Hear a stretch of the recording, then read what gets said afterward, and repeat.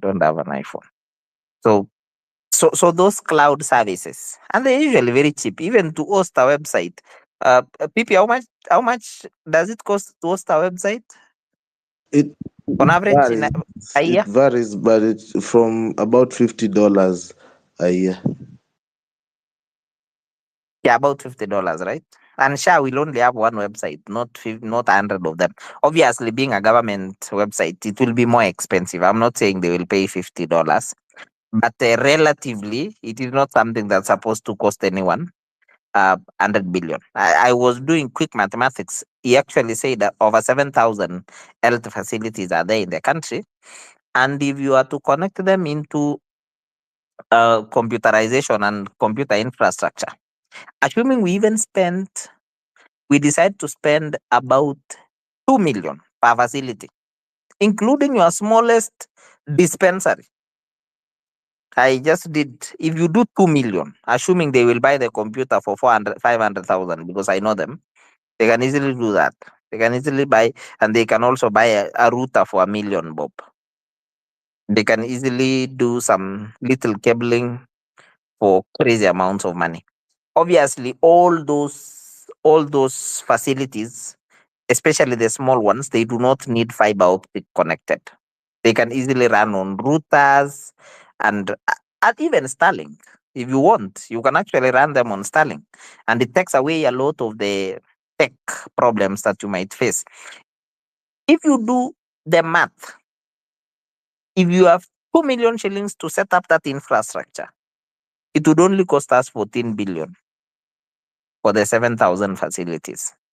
I'm saying 2 million because I know obviously the big facilities maybe probably would spend 10, 15 million for the bigger ones, level 4, level 3.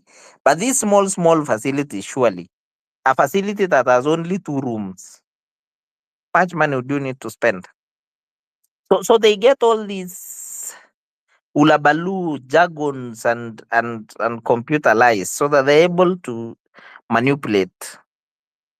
So the e-procurement system on the budget statement, they actually say they wanted to save 150 billion shillings by just moving into e-procurement. I asked myself, how much did they save when they moved to e-citizen? Did we save anything? If we did, where is that money? Now that we moved to SHA using a lot of resources, how much have we saved? It's just stories.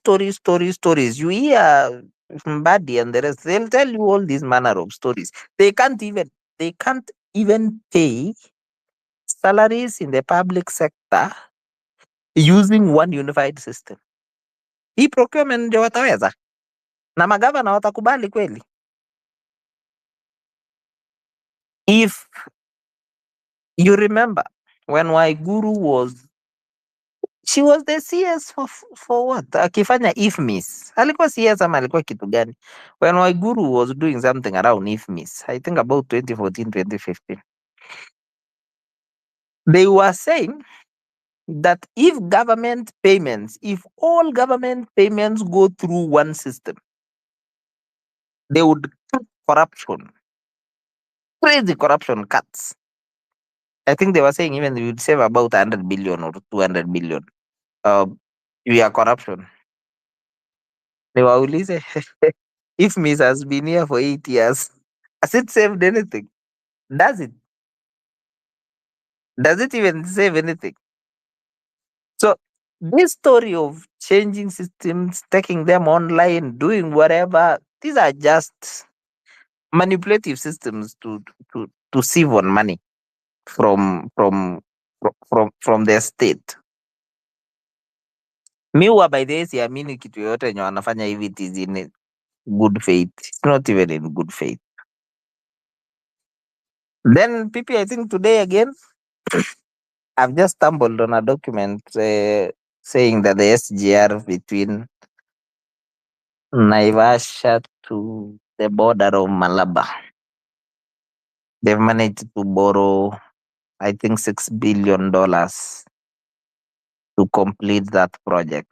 $6 billion in today's money is almost 800,000 Kenya shillings. Uh, I don't know. I want that project with one hand, the other hand. I actually thought we would have learned from the Mombasa Naivasha highway and decided to take advantage of the availability of land that is already available on the old railway. Ile ya inaitwanga Rift Valley Railways. The old meter gauge railway. You know, there is a very massive patch of land. I think we needed to save. I don't think we need to spend the 6 billion. We will spend the $6 billion because people have already bought land. Si mnajua nani amenunua shamba Narok, eh? People have already bought serious pieces of land. So they must ensure that that railway goes through Narok, Bomet, and you know who has bought serious pieces of land in those lines. Is they mtu amenunua unasikia Kedong Ranch. You can hear. You can Google Kedong Ranch and those other ranches in Narok and see who has bought serious pieces of land. Why I'm saying 6 billion is probably a lot of money is because we are already choking in debt as a country. We are choking in debt. And even to just finance our normal operations, which is pay salaries, kunywa chai na mandazi pale State House, we are already borrowing money to pay for those. Now, this railway is needed, but a smart government would actually consider doing that railway under our old Nairobi Malaba line so that you are able to save on purchases of land. I think I've seen the railway almost both sides iko na karibu 50 meters. Ukienda kuona kabisa shamba ya reli ni kubwa. If you look at it, I think it's almost 50 meters to 100 meters wide. Shamba ya reli ni kubwa. We should be able to have enough land to put up a parallel SGR. But you know what? Wanaume wamenunua shamba Narok. You can't tell them to consider that. You will realize that in the $6 billion that we are talking about, probably land is about $2 billion because they have to buy land along the entire line because it's not even government land, it's private land. Ukiingia Narok, Bomet, ukienda mpaka Kisumu. I don't know if it's passing through Nyamira. I don't know, but I know it's going to Kisumu, Malaba. So you are doing a whole separate line, yet tuko na shamba ya gava imetoka Naivasha, iko Nakuru, iko Kisumu na iko Malaba, shamba ya gava. So I think we need the railway. I don't know how we can make it cheaper. That's it. Thanks, people. I'll get back. Nimesema zangu zenye niko nazo kwa mwili. Alright, asante. Hiyo naona hata John anacheka. Eh? Thank you, Jamon, for that submission. It's 2 p.m., 2:82 p.m., 2 past 7 p.m. Yes, it's 2 minutes past 7 p.m. You're listening to Home Run with Pipi. We come to you each and every weekday from 4 all the way to 9. And today we are on Investment Mondays, of course, looking at how the money is moving around in the country, the widening wealth gap. I think it was John Seremani was also talking earlier on wealth. And we have seen a rise in loan companies. They say that despite tight regulations, loan companies managed to sell loans worth 3 billion shillings. And there was like an 1.5 increase in terms of loans sold. And also Kenyans still are still in a catch crunch. That is why they're getting into these short term loans. And some guys also talking about these particular microfinances that actually slap exorbitant prices on their loans, including claiming that their loans are only paid in dollars. Yeah, so there's that situation, of course, as the country, and we also need to address that issue of our leaders as well, looking to plunder money through the SGR, and you see that new plan of building a new. It's something totally. I see Malia Davis' hand is in the air. Talk to us, Malia, and mine is to just remind you to go into that tip the line and support Home Run. Malia. Yes, Pipita, I wanted to give you some statistics. Najua ni mtu ya hesabu. Sasa, let's talk about statistics. The gap between the rich and poor. Less than 0.1% of the population, which is 8,300 people, own more wealth than the bottom 99%, which is more than 44 million Kenyans. The richest 10% of people in Kenya earn on average 23 times more than the poorest 10%. The number of super rich in Kenya is one of the fastest growing in the world. It is predicted that the number of millionaires will grow by 80% over the next 10 years, with 7,500 new millionaires set to be created. Corporate tax dodging. Kenya is losing $1.1 billion a year to tax exemption and incentives, almost twice what the government spends on its entire health budget. For unequal access to opportunities such as healthcare and education is rife. Nearly 1 million primary school-aged children are still out of school. This is the 9th highest number of any country in the world. Kenyans' level of spending for education has gradually fallen. The government spends only 6% of its budget on health. A quarter of Kenyan population lack access to healthcare. Nearly 2.6 million people fall into poverty or remain poor due to ill health each year. Gender inequity.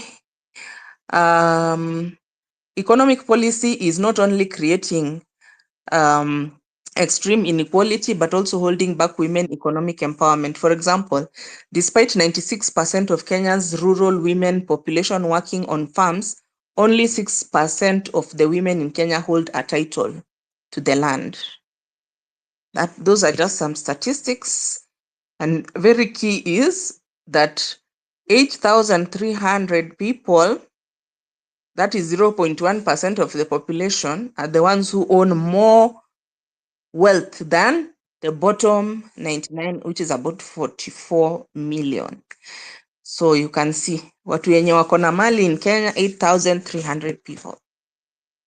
Nyinyi wengine, yeah. Ndio hivyo, alafu there are some places where there is extreme. Wanasema in Nairobi the gap is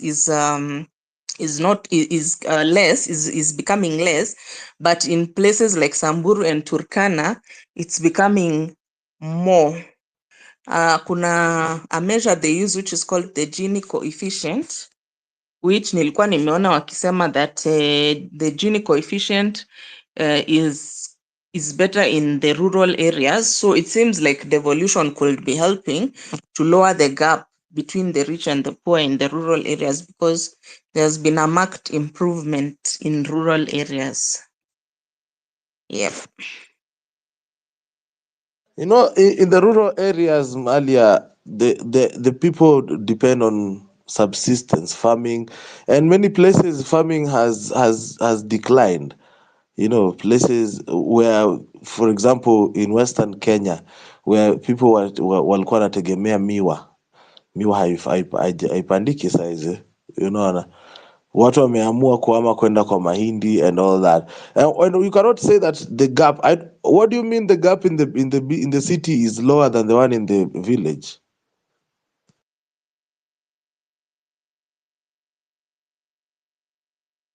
Sorry. The thing is this, Inaonekana like since when devolution started, if you look at kuna coefficient yenye wana measure inaitwa Gini coefficient to show the gap between the wealth gap between like the wealthiest people and the least wealthy. So Gini coefficient just basically means like your gap, how wide is it? Like, is there a very big gap between the wealthiest people and the poorest people? Sasa in places, of course, places zenye ziko na drought kama kina Turkana huko na kina Samburu, those very hardship areas, of course you expect that kuna watu wenye wako na lot. Okay, it may not even be that much, but because they're having very extremely poor people. Hawa watu unaonanga wakikula nini weeds ama sijui ni wild fruits kukikuwa na shida ya nini. Sasa those ones even what can you talk about in terms of wealth for such people? They are living like animals. So ukikompare mtu kama huyo, maybe the richest person is not really a very rich person, lakini the poorest is just poor. You know what they say, peace poor. So ukiangalia difference inakuja kubwa, unaona gap inakuwa kubwa, not to mean that so what is happening with rural areas is that your gap it's been somehow narrowing. That means the richest person and the poorest person, it's like gap is now narrowing, whereas in other areas it's doing what? It's widening. The rich are getting richer and the poor are getting poorer. Let's put it sort of in that way. That is how, cause ngoja tuone how they calculate this thing of Gini coefficient. Gini coefficient. So it's a statistical measure ranging from 0% to 100% that represent inequality within distribution of household income or wealth. So Gini coefficient of 0 indicates perfect equality, meaning everyone has the same income, where coefficient of 1 or 100% represents perfect inequality, where one person has all the income and everyone else has none. So between 0 and 1, most countries fall somewhere in between 0 but less than 1. Lower Gini coefficient means it's more equal distribution of income within the society. This is used by economists and policymakers to assess levels of income inequality within a country or social group. The limitations, it only measures the extent of inequality. It does not explain the underlying causes of inequality, such as differences in access to education or necessity.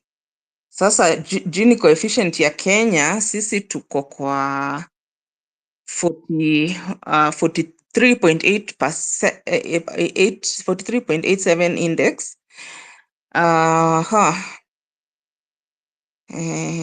Yeah. But nilikuwa nataka yenye iko kwa counties, because that's the one where I saw that rural areas it seems to be decreasing, whereas but wanasema Nairobi is not so bad.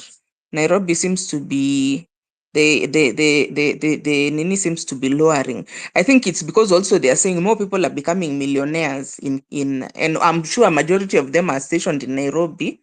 When you are more new millionaires, let's put it that way. So the wealth is the number of people who the wealth is in their hands is becoming more. So unaona sasa inequality inaenda iki reduce, but you see now the moment when it becomes fewer and fewer people are having the money and more people are not having the money, then we have a big gap. Yeah.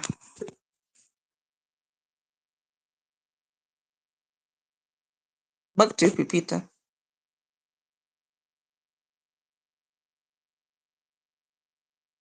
Asante Malia, mashini ilikuwa ime slide away. But Diamonds, talk to us. No, niko na swali kwa Amalia. Would you know how they do those statistics? Like sample size, when that was done? Would you know? Because I think generally in Kenya, the last 2-3 years incomes have really suffered for both families and individuals. what would be the effect? Would you know when that statistic was done?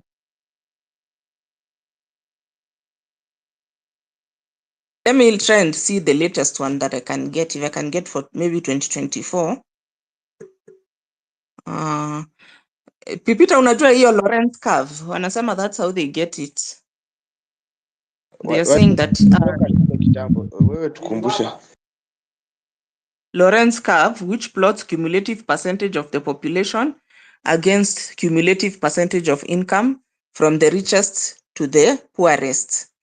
So the calculation involves finding the ratio between the line of perfect equality and the Lorentz curve to the total under the line of perfect equality. So steps to calculate: you gather the income data, that is collect income data for every individual in the population. You sort the data, the income data from the lowest income to the highest, then you create the Lorentz curve. Plot the cumulative percentage of the population on the x-axis, then you plot cumulative percentage of the total income earned by that population on the y. So the resulting curve is a Lorentz curve. So that's then you will draw the line of perfect equality, which is representing a scenario where everybody earns the same amount of income. So you calculate the areas by the line between the line of perfect equality and the Lorentz curve. Then hii hesabu We achana na hizo hesabu mingi. Next time usome hiyo Watakumaliza wewe.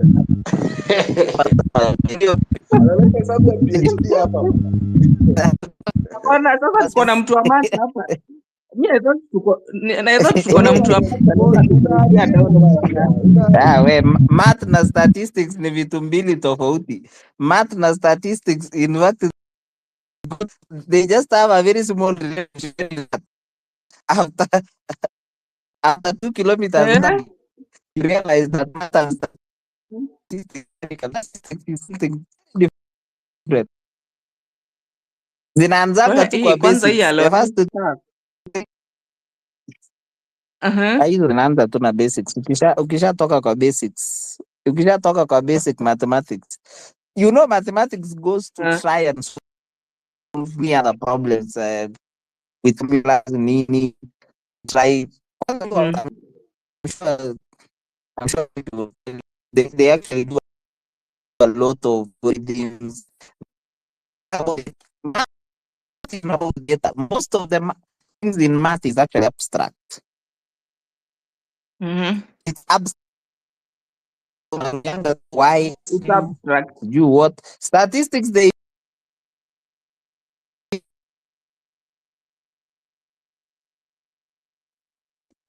Na hiyo ni yako leo.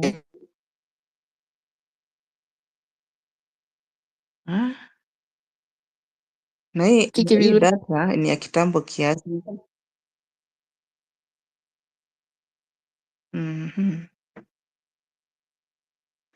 Right. Sasa hiyo loop curve yako naona Japonia anasema corruption is fighting back. High court rulings puts brakes on national treasury mandatory e-procurement directive. So I don't know if what you guys feel about that as well. Hiyo mambo ya e-procurement. John.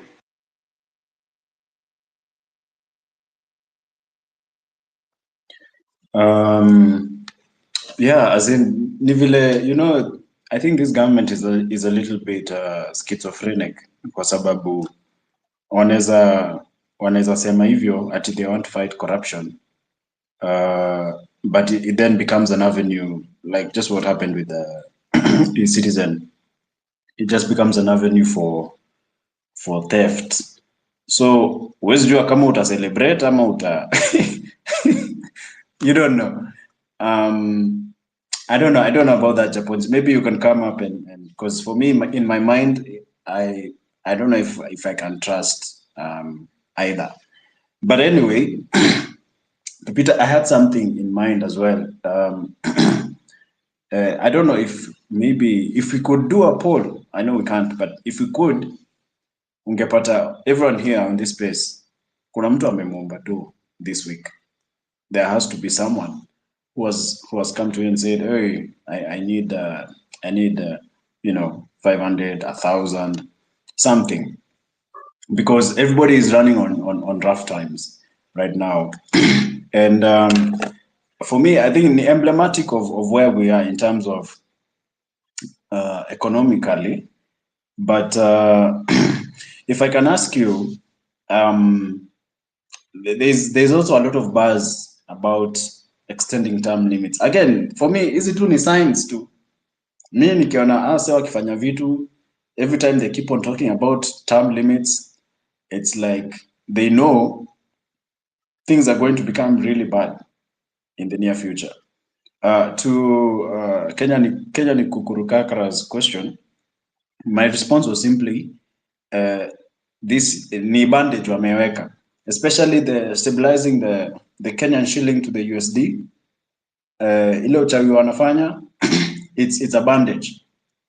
And I think the intent is to keep things as stable as possible until after the election. That's for me, that's their plot, because hii kitu ingeachwa tu vile ilikuwa ingelipuka mapema. But if you also asked about loan companies, the increase in loan companies, me hiyo kitu, me vile the way I see it is that you see all that money that has been looted, of course kuna yenye inazunguka huko nje, but one of the ways in which it gets to come back is through some of these things, including also betting, including real estate, the mushrooming of high tall buildings, apartment buildings in what was previously desirable neighborhoods, which by the way had building codes. Places like Kilimani, Kileleshwa, huku na pale, there was kulikuwa na some kind of but of course when you have Sakaja in office, alafu his mom on what's going on, ni juu wase wenye wanamwaga hiyo investment for the most part hiyo ni pesa ya kuoshwa. It doesn't make sense, yeah, in an economy where there's a widening wealth gap. We keep on pouring more and more money into apartments in upmarket neighborhoods. Who's going to buy those things unless you try and convince watu wa nje, wakuje zikwe serviced apartments ama zikwe but how many of those people can really come, kusema tu ukweli? Yeah. You go to the malls are struggling with occupancy. They're struggling with the rates of occupancy zinadidimia. Why? Because again, vile tulisema, the essence of economics is to generate wealth, generate value, and in turn generate wealth. New wealth. Unajua easy like and if not enough people are doing that, the whole system is going to fail. It doesn't matter how many times you try and set up policies kwa CBK ama nini. If not enough people are generating wealth for themselves, the system is going to fall at some point. So and you can see that even in the mall industry. Alafu kuna mall imejengwa Karen in close proximity.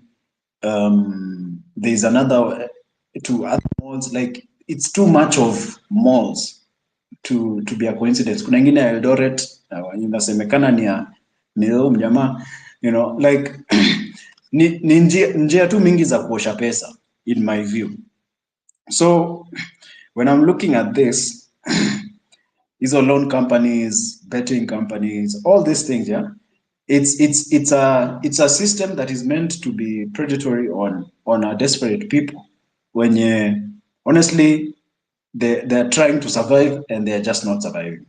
So ukienda betting, you have the hopes of making quick money, maybe umeamini unaweza shinda hiyo aviator ama the jackpot or something, but they're still siphoning money from you at the same time wanaoshado. Alafu ukienda these loan sharks, you know, with incredible rates, manze. It's crazy. Niliona ingine ati ilikuwa inakuja up to 1,000% per annum. So unashindwa, like what? I mean, like, but it's also part, it's an evidence. Easy vitu ni evidences of a system that is not working. As more and more people, we are going back to agrarianism.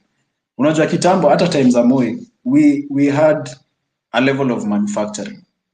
Now, the beauty of manufacturing inaleta sophistication, it brings specialization, division of labor, you know, in terms of you can be a machinist, you can be someone who deals with organization within the company, you can be like basically you can be, there are various other things that it makes possible. So your sophistication is what actually propelled Kenya to be ahead of the neighbors to such a point hadi budget yetu ilikuwa TZ, Uganda, nini, Rwanda, nini, whatever combined times 2. I don't know. It was too much. Like our system was just flawlessly. Our economy was much bigger. So na hiyo ilikuwa effort ya Kenyatta 1 administration. It was at the beginning, that is kabla kosa nina Jaramogi to create to be independent on certain things. So not to rely on any one thing. So if I might remind you guys, kulikuanga na pyrethrum farming, if you might remember, yeah. Ilienda wapi? That pyrethrum used to make I think it used to make easy dooms, indio, if I'm not wrong. Easy dooms like some of these appliances, yeah, because it would make sense if because our manufacturing was based on creating consumer products first for our economy, and then the excess would be exported if there would be an excess. So for a large part, the raw materials are sourced within. We add value by manufacturing various products, unga, nini, all kinds of things, yeah. And then we are like then the mall culture would make sense because these are consumer products. People need a place to buy them, and the economy is sophisticated enough for people to get higher incomes, because that's what happens when you have a sophisticated economy. You get higher incomes, so you can buy these same consumer products, and at the same time you have a bit on the side to invest. But pale tumefika, tumeingia an import economy. Angalia the sugar that is coming across the border, because these guys they can't think further than a meter. Like they are just thinking ni primitive accumulation. Wanafikiria let the guys in Mumias suffer, you know, waiting for a revival of Mumias that will never happen. Meanwhile, our shelves are full of Mumia sugar. Na unashindwa inatoka wapi? Kumbe they are importing it from Brazil, repackaging it in Somalia, wanaipitisha kwa border. Ndio hiyo basi. Second thing, I think about rice. A lot of rice is also coming from outside. The other day we also had story of wheat, yeah. Just when guys are going to harvest wheat in Narok, a boatload of wheat hits Mombasa. So unashindwa, okay, what is the game plan here? Of course, because people are using the government to favor their own crony practices at accumulating wealth. So when that is happening at the top, everybody else is not in a position to create wealth. Hakuna. Ya mwisho nitawaambia ni pharmaceuticals. I enjoy the post by Shola Ad, I think hiyo ndo jina yake. She's been at the forefront at exposing hiyo story ya SHA scam, you know. But I think there's a bigger thing underneath, kwa sababu the now CS for Health was notorious for smuggling pharmaceuticals across the border as well. Now, tuliambia, like, this thing is a syndicate. So what you have are people who they're intent on maximizing gain for themselves at the expense of productivity in the economy. Ndio maana unapata kila mtu sasa unashindwa kupata kazi because no one is hiring, no one is able to hire. If I can ask you, do you know any Kenyan professional firm? Tuseme hata kama ni accounting, kama ni let's say madaktari, tuseme architects, engineers. Do you know any of those firms, Kenyan firms, that has had a good turnover, so much so that they are building an office block for themselves? Is kila mtu ana rent. People don't have money to expand their operations. So and that's the way it's looking like, yeah. So we are at a very dangerous place where tumeshindwa tu yani to realize that you know, like, the country should come first, kusema tu kweli, because and I hate to sound like nani like no I hate to sound like no, but something big is coming. Maybe walizima protests in a way, you know, although protests can still happen, but ile kitu inakuja, and with regard to the economy, I don't think it's something unaweza zima. So I really hope we get to understand the grave danger. Sijaelewa nini. Pipita, let me finish with this story. I was involved in a project where it was a big project. It was a mixed development project. Na kuna venye kuna hiyo do, inaitwaje tena? Mbona imenipotea? Imenipotea. Some kind of insurance that the client holds. The client and developer, they hold they hold it from the contractor. Nimesahau hiyo jina, but and then inafaa kurudishiwa at the end when the thing is done, if there have been no breakage. Nakumbuka ile akampo ile caution money in a way, yeah. So when your pesa ilikuja, and this is why I learned, honestly, there's a generation of greedy people. Yani says amini, instead of letting the project to just finish, because at the end of it all, you're going to make money from that project, you know, rentals and all kinds of things. Instead of letting the thing finish, hiyo do walikula. I've never, like, kusema tu kweli, how can you be so short-sighted?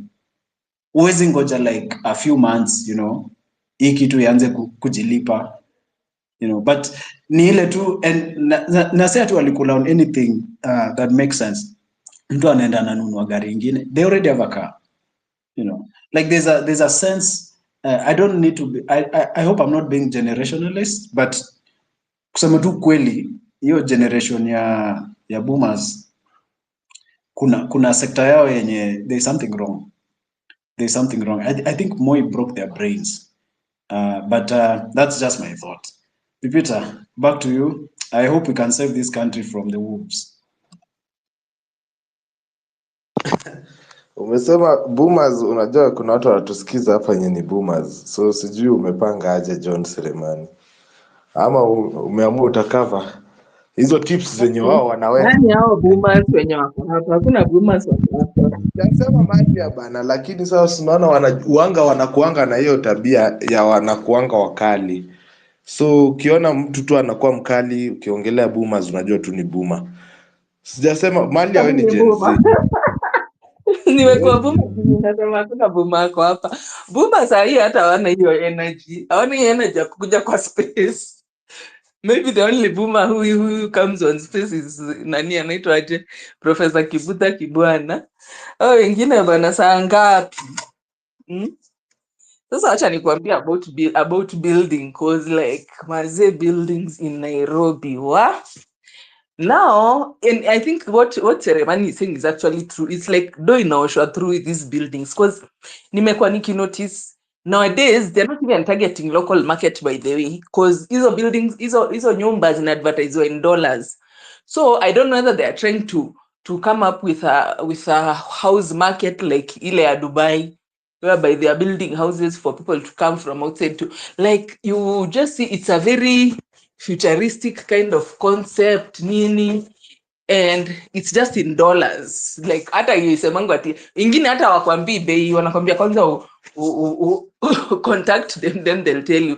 But maze, the rate at which kwanza flats, apartments are being built, me, I'm wondering in the next 10 years, because let's say you go to a place like Westie ukienda after let's say 2 months unapata building imeenda up. Aya, unakuja tena after another 2 months skyscraper, apartments. So I'm like, even the value and the, like, the people who just bought homes in those marketplaces, like even Lavington and what, as in sawa, you are in Lavington, you are in KILA, you bought your bungalow there when those days when Lavington was Lavington. Sai uko surrounded all sides by apartments, cause like every single space. Kwanza venye KILA na Kilimani, the way they wanajenga, like I was seeing another feature on TV ati unaweza weka mkono yako through your window and you be able to touch the next apartment block. Like there is no place for natural light. Na sasa unajua venye wanafanyanga, they dispose. So akijenga anauza.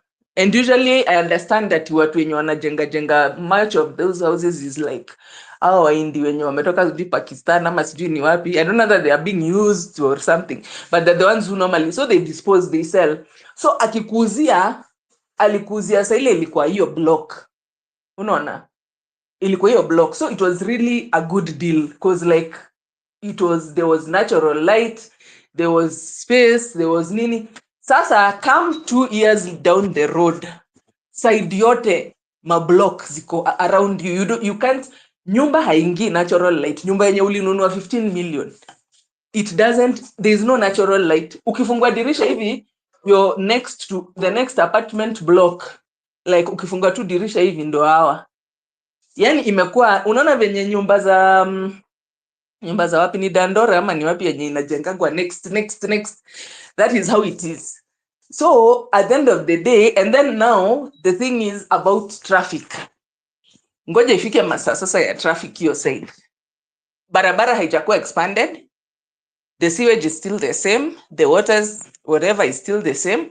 So at the end of the day, lazima mtumia water bowser for you to be able to get water, because maji yenye ilikuwa imeanticipatiwa for that area was supposed to be for bungalows. Bungalow is supposed to be having hata kama wakiishi wengi, let's say 10 people. Now that area which that bungalow was, walinunua hiyo area, wakabomoa hiyo bungalow, wakainua flats. Fine, amazing finishing, sijui glass wood and nini, everything. It's really a spectacular place. Lakini hakuna barabara, the barabara is the same. Hakuna extra water supply, hakuna extra sewerage. Now the worst thing are the ones which are built like in low-lying areas like parklands. Parklands, nyumba inajengwa as in hata finishing yenyewe. I saw another one which Mosoria was trying to expose. Nyumba sijui iko na 20 what floors. Alafu hata sewage yenyewe I don't know, it's like it doesn't have a septic, as in sewage, raw sewage is going into, because kuna kwenye vyenye wamebuild, it's like kuna river yenye inapita somewhere, so it's like the sewage is going to that water. So imagine mumejenga like hapo hivyo kwa river, unajua, so wacha kunyeshe, sasa mtakuwa submerged. Yani there is no accountability, there is no, because Mosari is the one who was showing, anaonyesha ona, this is raw sewage which is going into that water which is passing. Then you're like, imagine yenye ina pass maji mingi hivi, how do you build so near here? Na sahi kukikuwa na some good rains, how will it be? Si maji itakuja ingia kwa nini? But it's like those guys, they do it chap wanajenga hizo manyumba nini na nini, hakuna mtu mwenye anabother at his inspection, walishabraibiwa, nyi mnaachiwa nyumba. My friend, ngoja kunyeshe, ntalia nyumba yenye ulinunua 20 million 15 million inaingia hata hizo ma Diamond Plaza. See, you saw the other day when there was some floods over, ina flood mpaka second floor, the way nini used to flood na kumatiuke mpaka ikabomolewa, as in umejenga kwa riverbed kabisa. This is a riverbed, as in maji inapita ikinyesha kidogo hivi supermarket imejaa, hiyo Nakumatt yenye ilikuwa hapo ilikuwa inajaa kabisa mpaka it's like you're swimming, cause umejenga kwa maji kwa riverbed, yani kwa nini riparian area. So let me tell you, a lot of things which is happening in this country, and especially in Nairobi, is just gonna to something which is built on quicksand. In fact, right now pali mambo imefika, hii mambo ya kwenda kununua manyumba, you better think, afadhali hata you better buy a house hata than these upmarket areas, mambo zenye zinaendelea hapo. Utanunua nyumba, unajua uko na nyumba in a very posh place, wewe ngoje utaona maajabu. You will buy it when it's the only one, when that block is the only one. After 2 years, side yote round imesurroundiwa na flats zingine. There is no, you have to put on light in your house, electricity throughout, because hakuna natural light. Sasa wewe na mtu mwenye unaishi pipeline, I mean seriously, na ni nyumba ya 20M and you don't have natural light, unatumia electricity kienda ni hivyo sasa, mkae kwa darkness na ni mchana, you know. But this is how it is when you don't have working systems, working government. Kila kitu, it's just grabbing, and everything is up for grabs. So wakora wote wameingia into the market, and now they want to, I've told you, saizi wana target watu wa nje. Achana hata na Wakenya. Kuna manyumba zinabuildiwa zenye zinaseliwa in terms of dollars, hata waeki prices, na zingine hata haiweki price. Unaambiwa kwanza ucontact ndo wakwambie sasa ni how much. The level of money laundering which is going on in Kenya. Thank you.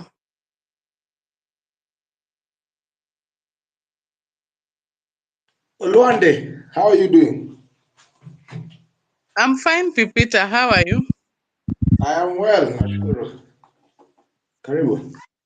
Wow. Thank you. Thank you very much. And thank you, Home Run with Pipita, for showing up in my event. It was a big deal for me. Nimejaribu hapa kuwasikia, but wait. Yani, hii pesa yako Pipita ijaisonga, bado tuko 15. Watu wanafaa kuchangamka by the way. Nimekwama bwana hapo for 3 weeks bwana. Hii tunafaa kufanya kitu. Naona hapa akina Japunji wako hapa. Watu kaa kina Japunji wenye wanafaa kuwa wana support the show.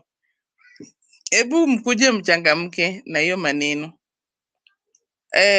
But I was following, nilikuwa nasikia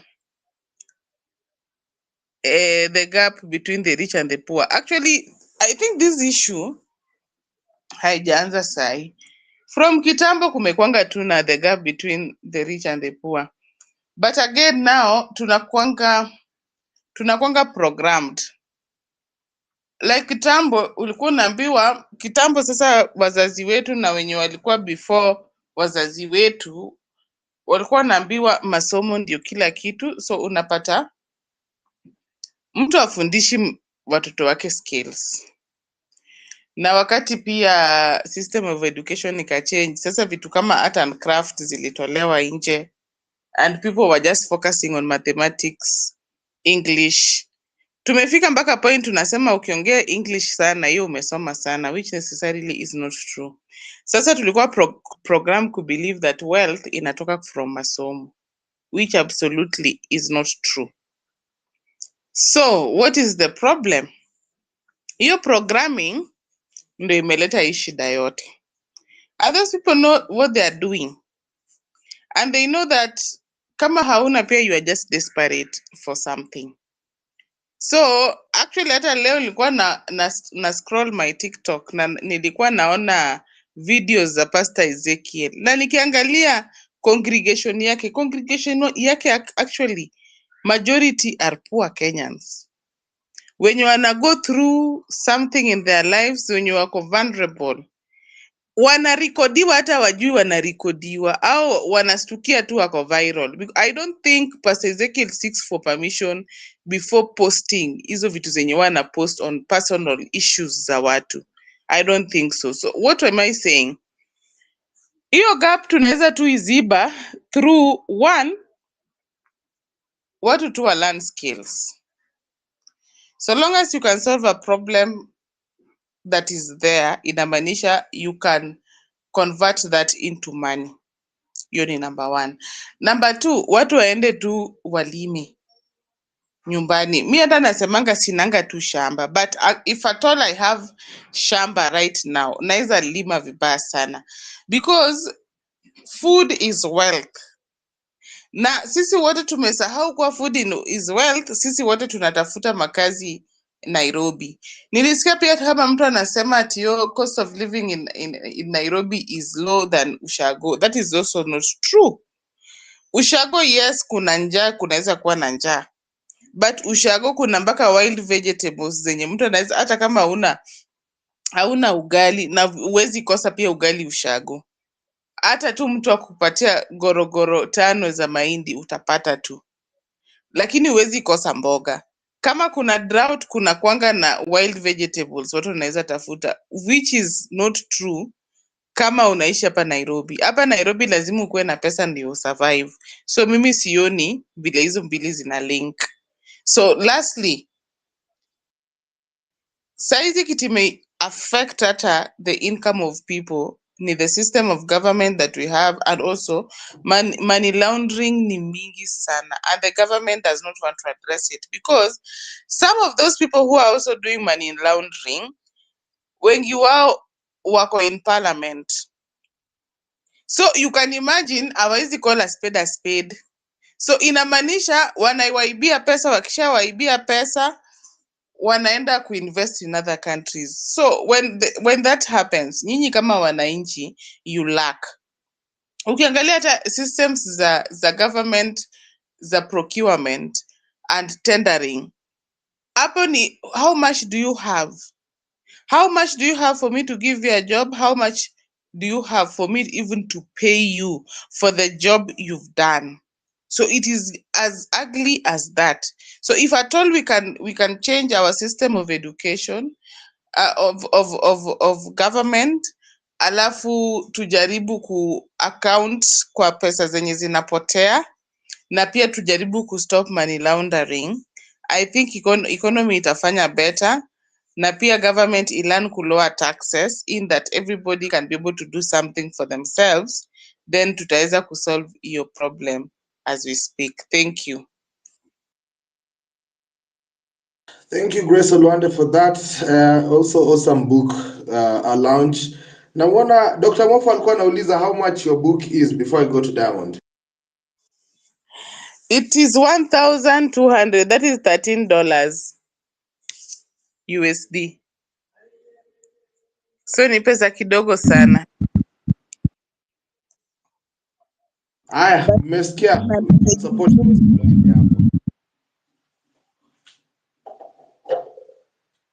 Aya, Diamond. Tuambie tunapata wapi? Tuambie, explain to guys how to get the book.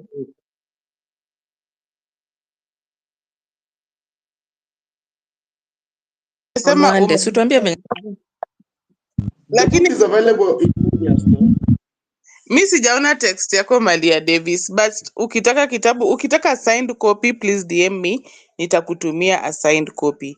Hiyo kitabu I think by Friday pia itakuwa Amazon. Kwa wenye wako majuu you can find it there. Nilikuwa nimeiweka Amazon but I don't know what happened, ikapotea huko. So haikuwa at some point. Number 3, kama uwezi ni reach out na uwezi reach out Amazon, unaweza ipata at Nuria stores. So unaweza tu order online, it is live na utapewa. Thank you. Pipi, uweke hiyo kitabu hapo penye tulipata vikombe ndio tuchukue. Sawa, nitaweka link ya kitabu huko pia. Ya Amazon ikikuwa available. Ya Amazon ikikuwa available, I'll share direct link to there. Ndio mtaipata. By the way. A signed copy. How are we getting signed copy? Signed Wewe copy Mali, na ukinunua kitabu uniambie nikuje ni sign. Tuongee inbox upate a signed copy. Hata tomorrow you can get one. Okay.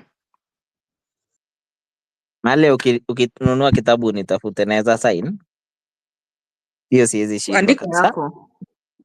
yako alafu ufanye watu wengine. Unajua kazi yenye iko hapo. Nataka tu kusign na hakuna kitu umeandika. Mtu amekaa sleepless Nataka nights. kusign. Pipi, so iko sawa, that's just a joke. Nasema, you know, I have listened to Malia on this story of watu kujenga manyumba zinaenda juu. I spoke to a developer, I think last year, somewhere, I think October. The guy anajenga nyumba kama, I think he said six apartments. He had one in Eastleigh. He had 2 properties in Parklands and I think 2 in Kileleshwa and 1 in Westlands, something like that. He told me that actually they sell in dollars because their target market is not the local market. So they don't sell those houses to Kenyans who are here. They actually mostly sell to people who are in Asia, mostly Asia. Alisema Malaysia, sijui wapi, those places. Ati kuna watu wako huko nje wanataka tu kubuy property hapa. And you see, which I think is a good thing, but wacha watume pesa Kenya.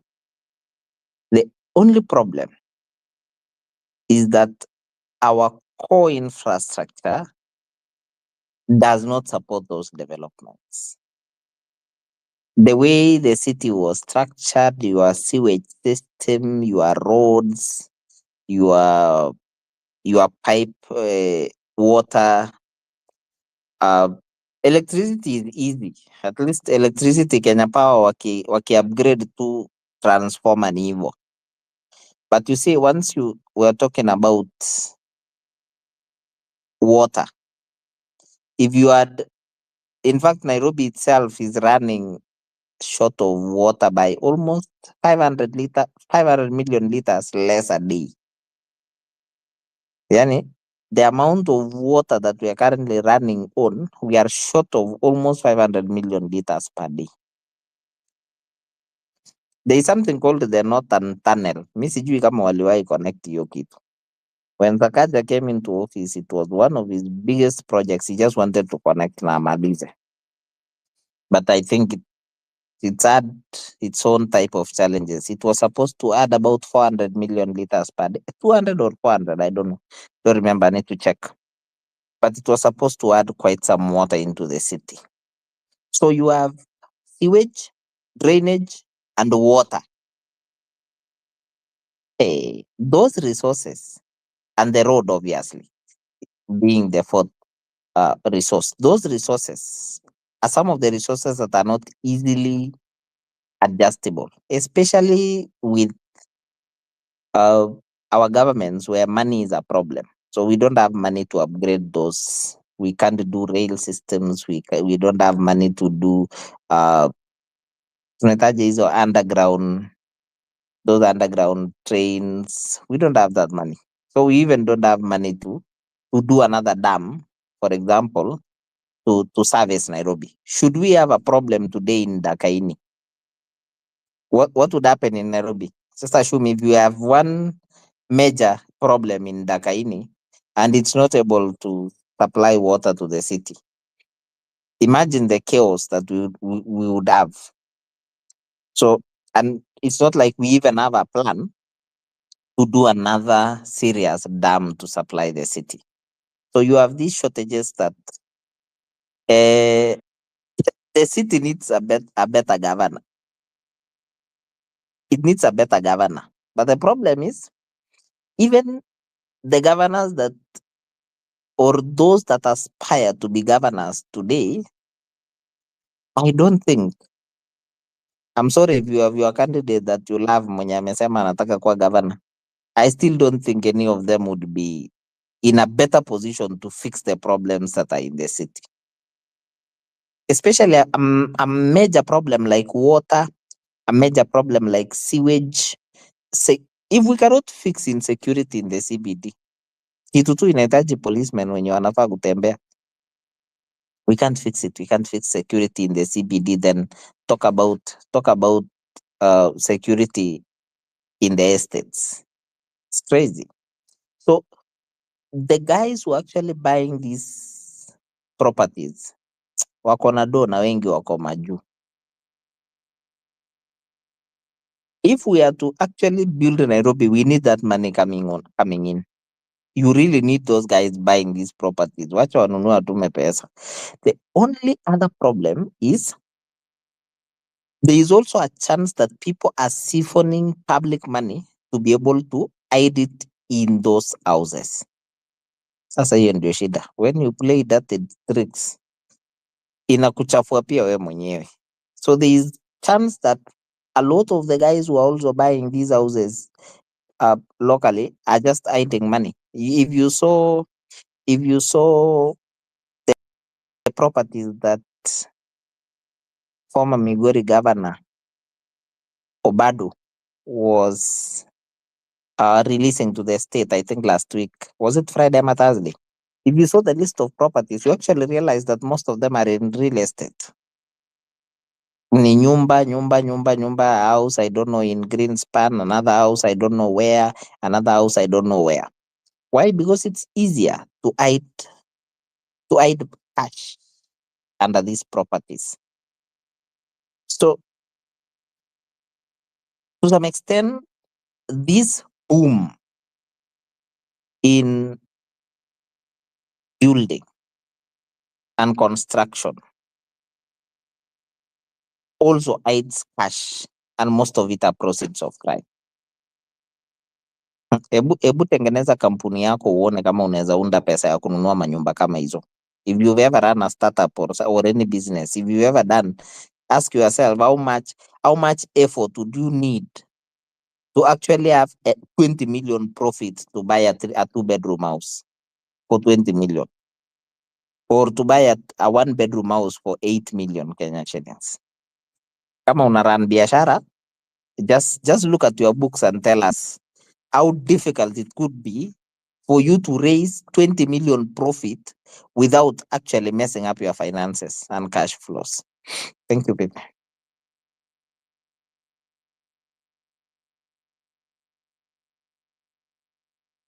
Seremani.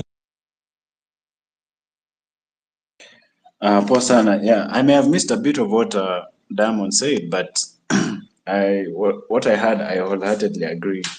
Unajua, okay, and this is just the housing market. One of the things that that kind of dynamic, pali, the housing market is not serving the local market, the local national market. It's seeking to serve foreign buyers. It drives up the property prices. So ukipitia place ka New York, London, some of these cities, they are very expensive. They're very expensive for ordinary New Yorkers and ordinary Londoners to live, kuishi hapo na rent. Japan, same thing, but it's a bit evened out because Not many people outside Japan buy. There are other issues in Japan, but ukiangalia, especially the property market in London, it's quite expensive. So you bring that culture into Kenya, in a place where majority of the people they're not generating wealth. They don't have opportunity to generate wealth. Unajua seme kama aje, how many of you have half a million just lying there ufungue kinyozi? How many of you? Na hata ukifungua hiyo kinyozi, the amount of taxation, the amount of business permits and the kind of harassment you get from kanjos, all kinds of issues, depending on where you're staying, insecurity, that comes with cops who are busy arresting pipita instead of dealing with thugs. I mean, as in you get a place where you can do business profitably. So let me, because I need to bounce off, but pipita, let me just give off. Kuna kitu ingine hapa alikuwa nafikiria about there are 4 pillars of prosperity. Nene. So the first one is private property rights. Private property rights, they have to be respected. That could be intellectual rights, it could be shamba ya mtu. Unajua, unakumbuka was it 2023 coming to 2024? Kuna watu walikuwa especially Waindi in Parklands and wherever, walikuwa naibiwa mashamba by shadowy people, including in Karen. I remember seeing a story. And some of these people ni watu wa mkono wa people in government.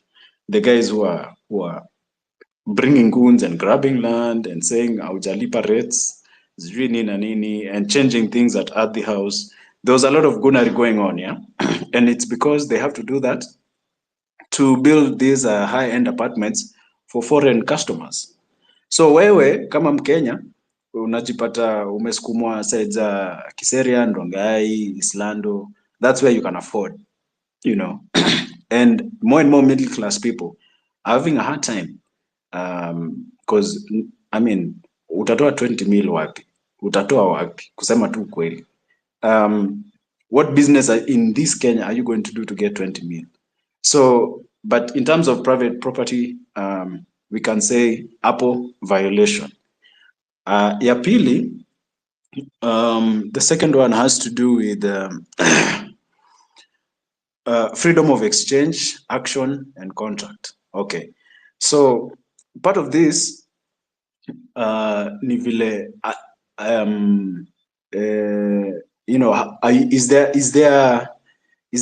that freedom to exchange freely? I think, Pipita, we had a space some time back. We were talking about there was a bill to try and control the seeds and the plant varieties, and how things are supposed to be, and there were some ridiculous penalties for sharing seed knowledge and things like this. I mean, how do you expect, because farmers have done this for a long time, how do you expect people to prosper if they can't exchange knowledge, if they can't do things together and have that kind of collaboration where they can learn new techniques and new things that will make them prosper, but you're controlling everything because you want, at least in that bill, they wanted to bankrupt the concept of farming, the smallholder farmer, ndio big corporations ama big foreign corporations, especially za Bill Gates, wakuje tu wanunue hizo mashamba, waweke shamba kubwa kubwa, and of course guys probably in government get a cut. So there's a problem with, in terms of freedom of exchange, of action and contract. So hapo pia X, okay. Ya tatu ni sound money. So sound money, you look at the Kenyan shilling. First of all, juzi tumeona they are taking taxes.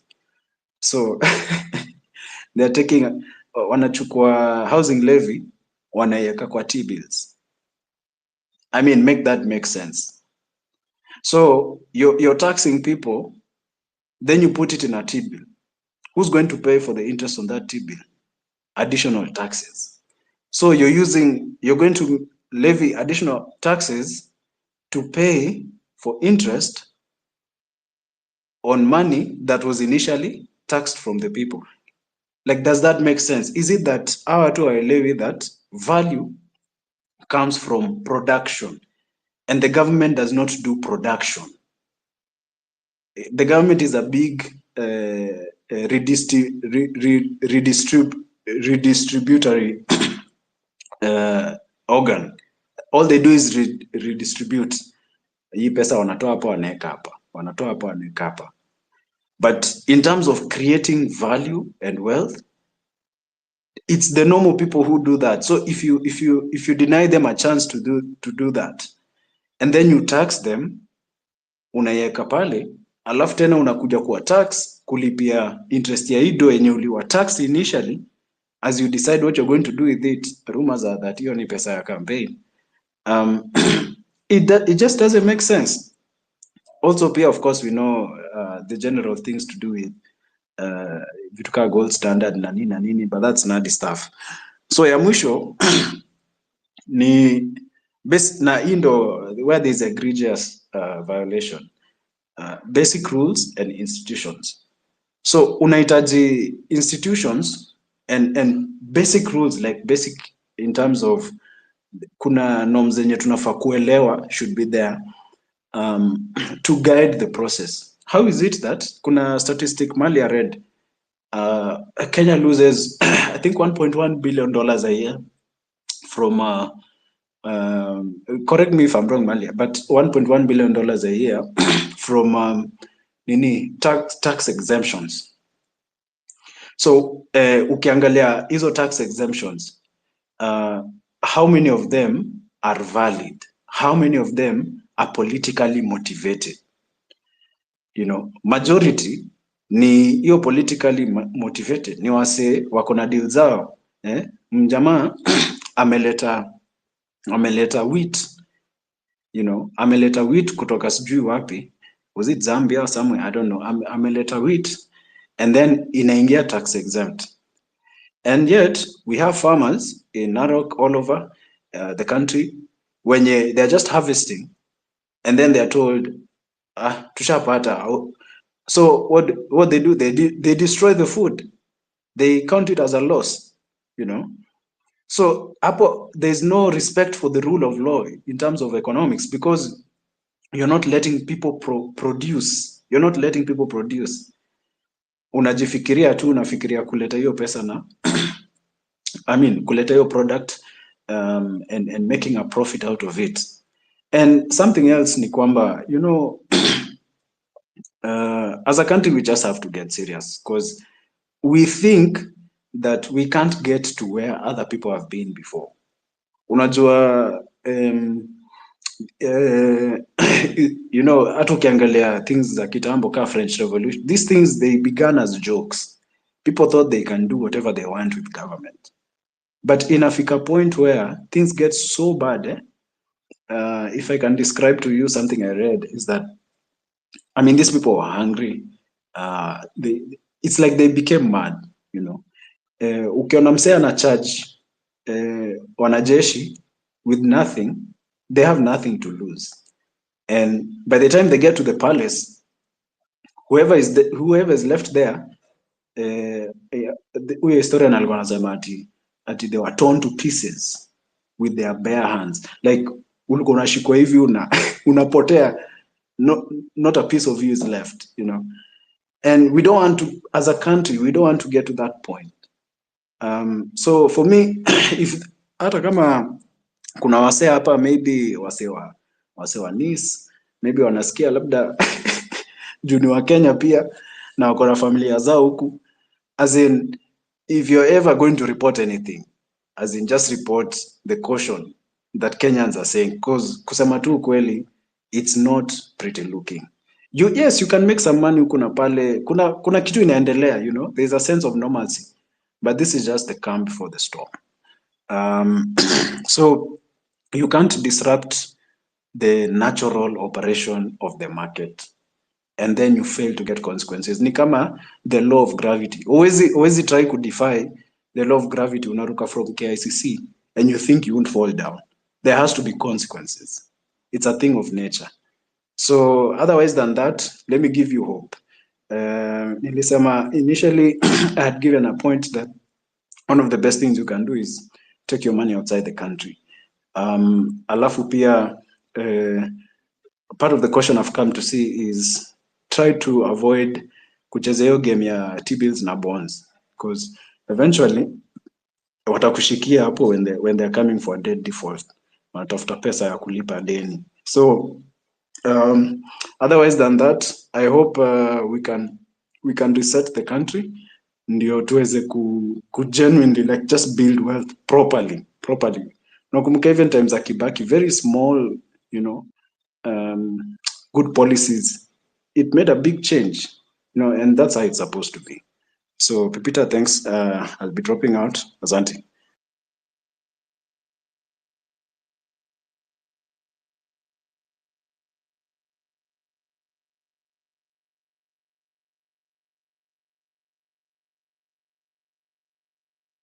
I see Malia's hand is on there. Thank you so much, John Seremani, for keeping us company and also talking to us. Malia. I'm just wondering, Diamond, who are these people? Who are these people who are coming to buy houses in Kenya? Because even those rates which you see, who are these people who want to come to a third world country to come and buy houses at very exorbitant? Don't you think these people, they're also money laundering? Because unaona Kenya already, by the way, we've been grey listed. That our checks for money laundering are hatuna strategy ya kucheck money laundering ama nini to counter terrorism funding. Even like the way things even operate in Isli here, there is a lot of kuna pesa yenye ina circulate Kenya yenye we are not certain of its origin. And me, I'm asking you, those people who you are saying it's due from Malaysia, from where, when you wananunua, who are these people who want to come to a third world country to buy houses at a rate at which wanaweza enda wanunue nyumba in a more developed environment? Don't you think these people, they're also money laundering from their end?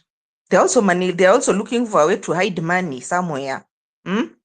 And now because maybe in their own countries, after umefanya chenye umefanya huko kama ni drug dealing ama whatever it is that you are doing there which is illegal, you can't buy house. It's just the same way that unaona kama Wabado alikuwa anapeleka pesa akiiba kwa county, anapeleka kwa Australia kwa ma accounts za watoto wake.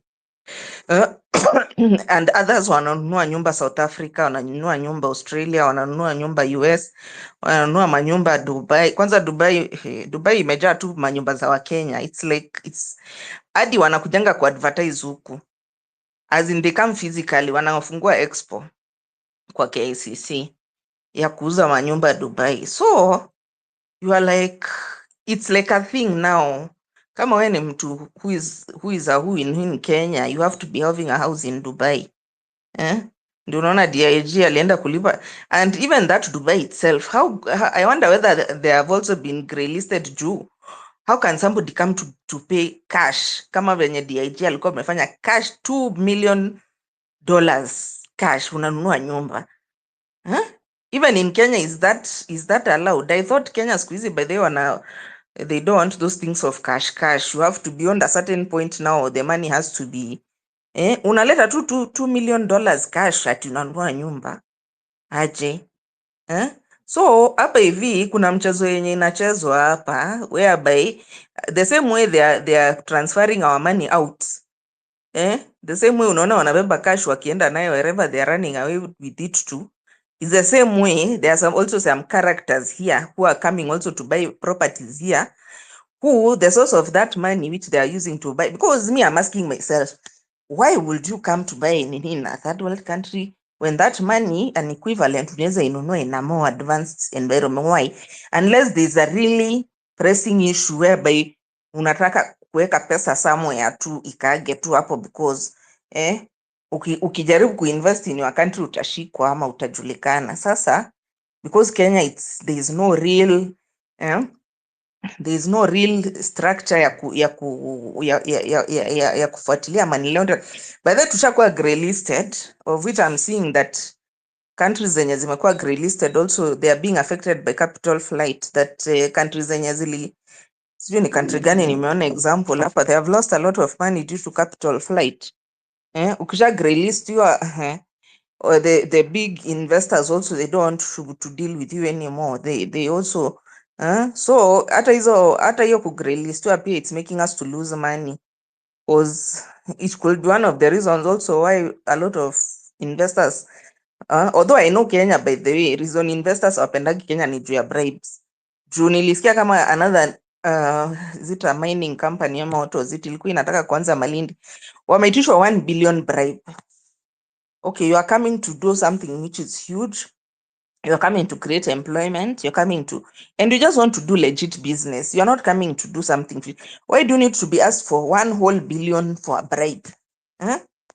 Unajua, sasa watu wanaangalia wanaona when other people are inviting investors, they are trying to give incentives to investors. Kwa hapo unaitisha bribe, and not a small bribe, unaitisha pesa mingi sana, and this person is coming to invest in your country. So that is also another reason why you're having capital flight. But the way I can see this issue of houses, sio sisi peke yetu yenye tunaenda ku money launder in Dubai by buying houses in Dubai like what DIG was doing. Hata kuna watu wengine ma drug dealers na manini pia wanakuja kubai manyumba huku juu ya kulaunda pesa yao. So it's becoming now, it's also a money laundering hub. By the way, we are also laundering money from other countries, and then yetu tunapeleka Dubai kwenda kulaunda na huko. Diamond.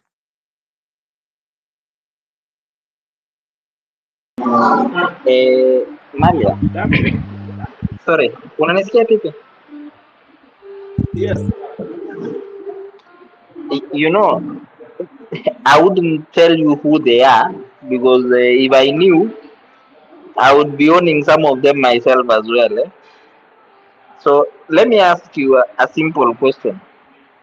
Every day, you actually see many guys are being conned for fake gold. Umeona hiyo kitu? DCI kila siku inashika wasee juu ya fake gold, and they are not conning them small money. You are talking about 30, 40, 50, even 100 million. Tell me, why would somebody seated in America decide to come and buy gold in Kenya, where Kenya is not even a known gold producer? Why? Ebu mtu niambie pole pole. Why would somebody seated somewhere in the UK come straight into Nairobi and buy gold kutoka kwa msee fulani tu? Like pipi tu ako na nyumba yake hapo, sijui pipi alisema anaishi wapi. Kwa nyumba yake amekwambia ati ako na gold. You show up and use 40 million. You give pipi 40 million, he gives you something that he calls gold. Why am I talking about this? I'm just saying, Malia, when there is dirty money out here, there is usually a lot of crazy things that happen. Now, the advantage that these guys have is that if you compare Kenya with other countries, to say Congo and the rest, we have better financial regulations. For example, you have better banks here. Kuna bank ambazo ukiweka pesa uko na confidence hauwezi poteza. If you go to some parts of the world, could you send your money to Somalia, for example? You couldn't even trust if the bank will exist by the time you get there.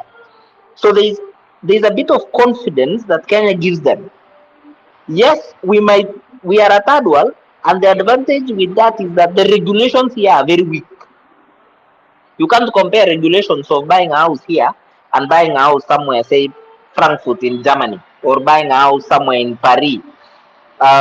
There are also other places where people hide cash, but Kenya would obviously have weaker regulations, and it has a little bit better systems. So it gives them confidence. There is that confidence that you can put your money on Stanchart na utazipata. These other countries, and also this one being an an Anglo-speaking nation, it has some advantages to that extent. So I think the fact that and also there is also quite some structure in our land, land space. For example, not many countries have title deeds. Hebu enda Goma uniambie unatafuta title deed ya shamba Kongo huko, or so there is a bit of structure around that. You are very sure these apartments nikinunua, nikishakuwa na documents mimi mwenyewe siwezi poteza tena. So there is a bit of structure. Our banking system is a bit better. It gives them confidence. But the problem is our financial regulations give them a chance here. Mbona mnanunua gold by the way huku? Hebu niambie. Why are you guys buying gold here? Unless hiyo ndio ninakwambia mimi I'm seeing it as a money laundering thing. Because why Yes, would it you want is. to go for afisi behind the scenes, mtu amechukua nyumba Lavington ati anaenda kukuonyesha nini? Or is it that it's being sold at throwaway price? I'm not understanding why did they go to this dealers who don't Ati even boys anakuzia gold kwa gari yake. Yaani anakwambia tukutane pale kwa gari na kuja kwa parking. And you guys are doing a deal for 50 million. Really? vitu uliona hata hadi reflector jacket sana nikashindwa. Kwani, and these are not people who are not sophisticated, who you want to tell me ati hawajui hawezi decipher A from B, but even themselves waseme tu kweli hata hao wenyewe they are also in fishy business, because why do you need to go to the fishy business. Let me tell you. How would you come to Nairobi? hata hao Why would you come to wenyewe Nairobi and buy gold from the streets? Why? Why would you? Like you met somebody online. they also suspect Wakora tu. ni wakora wenyewe.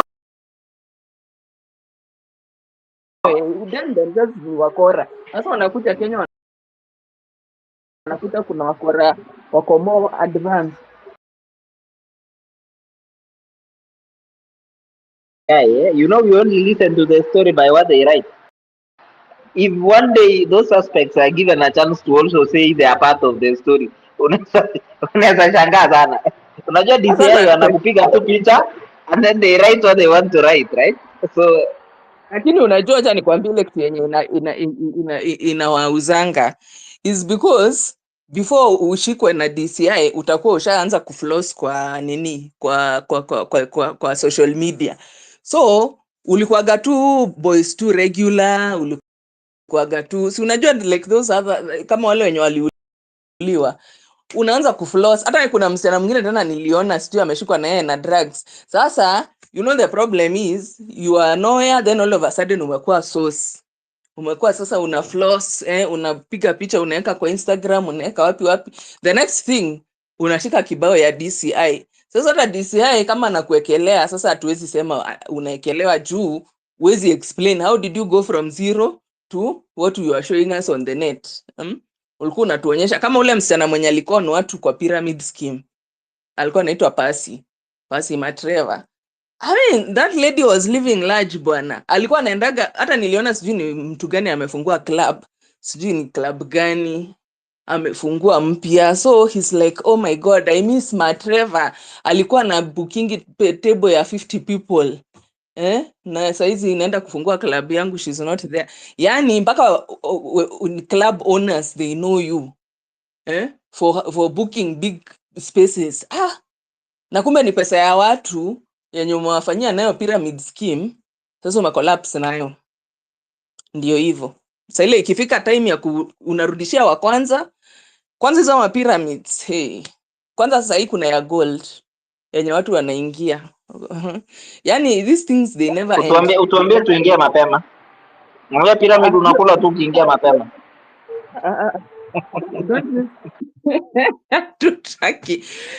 Sitaki uanze kulia kwa nini. Unajua sasa ikifika point paka pyramid. Alafu you know the worst thing now, hii kitu imeenda paka church.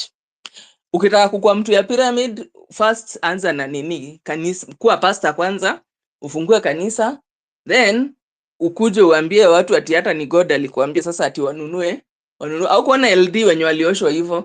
Jamaa amekuja amefungua kanisa then akawaambia tunajua sasa Mungu aliniambia this is how we are going to nini, alafu sijui akaingiza kwa forex gani. Na let me tell you, Kenyans wanakuanga na pesa. Kwa sata ya Matreva 300 million. As in, guys have just money hidden somewhere, lakini wakisikia tu kuna ka investment, nakwambia pesa itakuja. Pesa itatoka from wherever it is. Watu watauza mpaka mashamba na kila kitu walete. Kenya, I tell you. Now, at any given time in Kenya, there's a pyramid which is going on. Kama sahi kuna ya gold. Ati una invest in gold. Sasa venye ilikuwa forex, sasa you're investing in gold. What? And people are putting their money there. Me, I'm like, guy, after hizi mapyramids zote, guys have not yet. Hizi venye watu pesa imeanguka na forex, jui nini inakuja one after the other, and cryptos, jui gani ingine ilikuwa. Every time there's ile ya nini ya sijui greenhouse. Unajua kulikuwa na ya greenhouse. Ya greenhouses, mara sijui ya Savia. Kuna ingine ilikuwa ya Savia. Malia, Kenyans want pesa. People love money when it comes to those pyramids. let me tell you something about the housing. I actually don't have a problem if these guys buy all the houses in Nairobi. I have no problem. The issue is, if we are unable to fix structural problems, the sewage system, the water system, security systems, all those things, we will turn the whole place into a concrete slab. And it will be crazy. 10, 15 years from today, it will be crazy. The whole thing will have gone up, hakuna maji. Now you see, one of the biggest challenges today is, hawa wase wakijenga hizo nyumba, wanapiganga nini chini, inaitwa nini? Kila mtu anachimba maji chini. Well, so jamaa anachimbanga maji ya nyumba yake because anajua ball, yes, ball. Anachimba ball juu anajua Nairobi hakuna maji. So pale kwa parking chini ya hiyo nyumba wanakwanga wamechimba ball noma sana yenye itachukua hata 10 years kwa hiyo nyumba. But unfortunately, as everybody is sinking a ball, and you see, because the county governments are also, we keep changing governors, nini, and there is no core structure. You know, places like other countries, what you do is, the political part of, say, a city does not affect the core systems.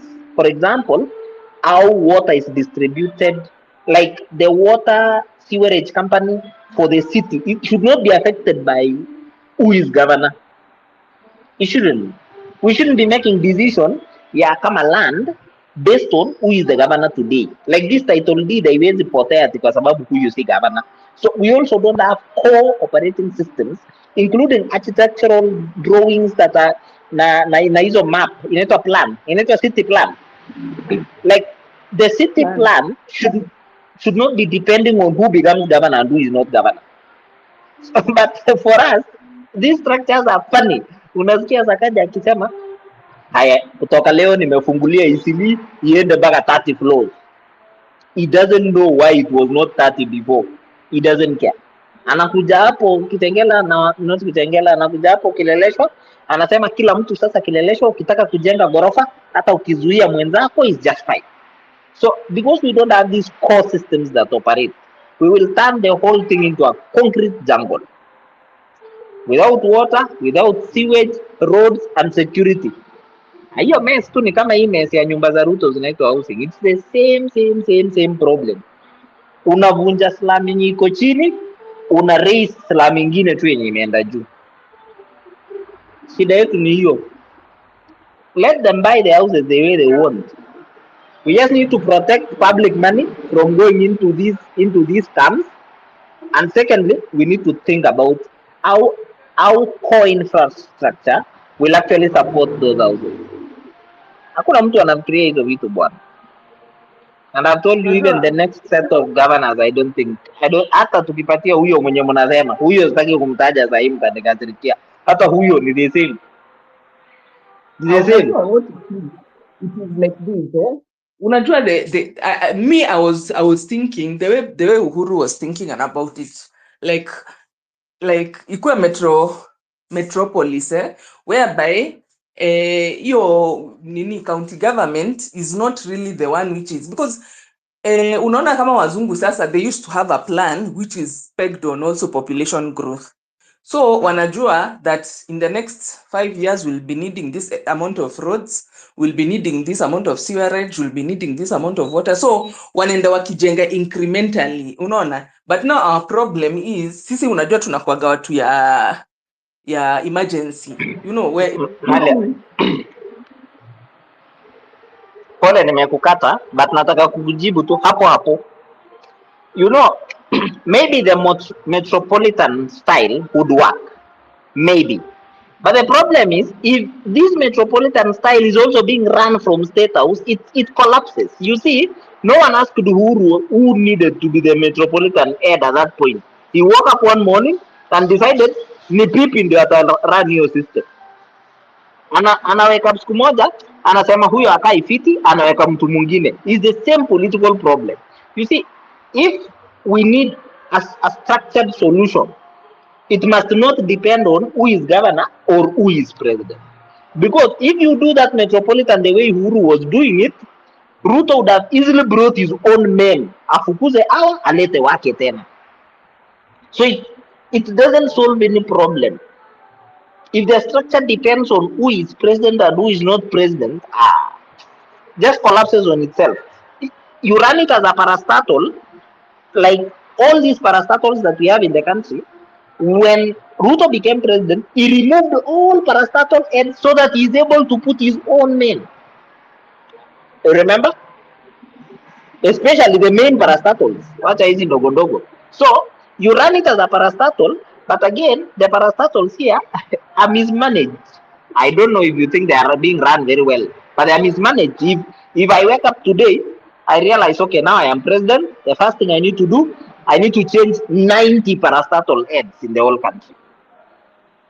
You wake up one morning, unaleta a list of 85 new guys. That's how the city would now get into a bigger mess. Area at the governor, because at least the people would have a chance to choose who they want and who they don't want, and they have every 5 years to choose that. I don't know how you would structure it in a way that is not politically interfered with. I don't know. Unajua, our problem is, because I don't know whether because we are in a third world country or what, hiyo separation hakunanga hiyo separation. Once whoever is in office is actually the one who controls everything, one way or the other, unaona, is always the one who will want to control, because there is something he's gaining from there. But places zenye there is some kind of separation, in that political leaders are not necessarily the ones who are controlling, or even they cannot even interfere. There's some kind of immunity which some of these institutions have, that kama tuko kwa hii nini, hata uko na security of tenure, if you are there, huwezi tutolewa, you know, like, and then there has to be a population, yani there has to be a plan, a progressive plan of development, unaona, because for sure population nayo it is going to grow. So it should just be a plan of like 3 years, 5 years or something. We want to expand these roads to be able to accommodate our projected. Si mnafanya census, mnaona hata population growth nini, So our problem also is planning, because sisi hatufanyangi planning. Sisi all what we do is when problem arise, kama sasa hizo flooding, ndio unaona Mosoria sasa anaenda kufungua huko kwa sijui sewage, kuonyesha watu ati venye nyumba imejengwa juu ya river. Sasa kitambo nyumba inuliwe ifike 20 floors. Saizi venye kumekuwa na flooding, ndio Mosoria anakuja kutuonyesha ati unaona kuko na flooding juu hao walijenga kwa riparian area, unaona kuko na flooding because of this and the other. So ours is always firefighting, you know. We never do anything for planning in terms of planning, because mimi nikiangalia, by the way, the number of flats which are being built, hiyo kitu inaniwari juu. I'm just asking myself, hizi flats zote barabara ni ile moja, asijaona hata barabara imeongezwa, hata imepanuliwa, even for barabara kupanuliwa, it is also political, if the president sana akona mathiri yenye inapita kwa hiyo route inaweza panuliwa, If there is nothing like that, hakuna even for you to deal with the infrastructure, kuongeza infrastructure, it's political. You have to have political goodwill. You have to be in the right. You have to be the people in the office. As soon as you leave the office, whatever you are doing inaenda out the door. It no longer is a priority and all that. So unajua the way wazungu used to do, juu nilikuwa naona hizo plans yenye walikuwa nazo, like they just have a projected plan of development instead of kungojea mpaka a situation becomes bad. You keep on progressively unaongeza, kama ni mabarabara, kama ni hiyo maji, kama ni, you just do it progressively so that isikupatie too much pressure. Sa ile mambo imekuwa mbaya kabisa, sasa hizo ndio unakuja you are like the time walikuja. And then also the other thing is this, mtu anakuja, huyu anakuja anasema tunabomoa manyumba zenye ziko kwa riparian, like the time when manyumba zilikuwa zinabomolewa hizi commercial buildings akina Taj Mall and the others who are being, because they are on nini areas. Kama sasa niliona umoja tena, sijui nyumba zilivunjwa juu ya barabara inataka kujengwa. Sasa I mean, one administration allows, like I saw a guy who alikuwa amejenga a very, I think sijui ni how much money he had spent kujenga a very good commercial na ilibomolewa juu ilikuwa kwa riparian. So I was like, na jamaa alikuwa na makaratasi za NEMA za kila kitu, everything. He had all the papers. So I mean, it's just disorganization and then lack of Malia, do you know that the Nairobi city plan that we are running on was done in 1963? And hiyo ninasema, it's like we have never come up with another plan. We have, in fact, hata hiyo have we even Sasa unataka implemented actually hatukuimplement, lakini nikuulize, Sakaja ndiye anafaa kuunda hiyo plan actually, ama Sonko ndio uli expect kabisa? Si mtu mbaya lakini But diamonds, now it goes. Oh yeah. Let us have turn taking so that we can follow on the conversation, Diamond. Yes, let's go. Let Malia land. We'll go to Diamond, then we'll go to Flavian, so that we can have a chain of conversation. Hi, Malia. So unajua sasa shida ni there is different set of rules for everyone. We Diamond saa ile uko kwa ofisi uko na rules zako, mwingine akikuja ako na rules zake, and then implementation of hizo plans. Sasa you cannot implement, na Kenya nimeona it is like that. Before a crisis there is nothing which will be implemented. Either ukiona kitu ina implementiwa there is political interest, kuna watu wako na interest kwa hiyo kitu, or number 2 kuna crisis. Kama saa ile kulikuwa na floods, saa hiyo sasa utaona sijui nini, niliona pipes zikiwekwa kwa hiyo kwa hii barabara yenye hii expressway na nini, juu expressway ilikuwa imekaa kama swimming pool. Sasa unashindwa aula expressway haikukuwa na njia ya I mean Kenya, we are so disorganized.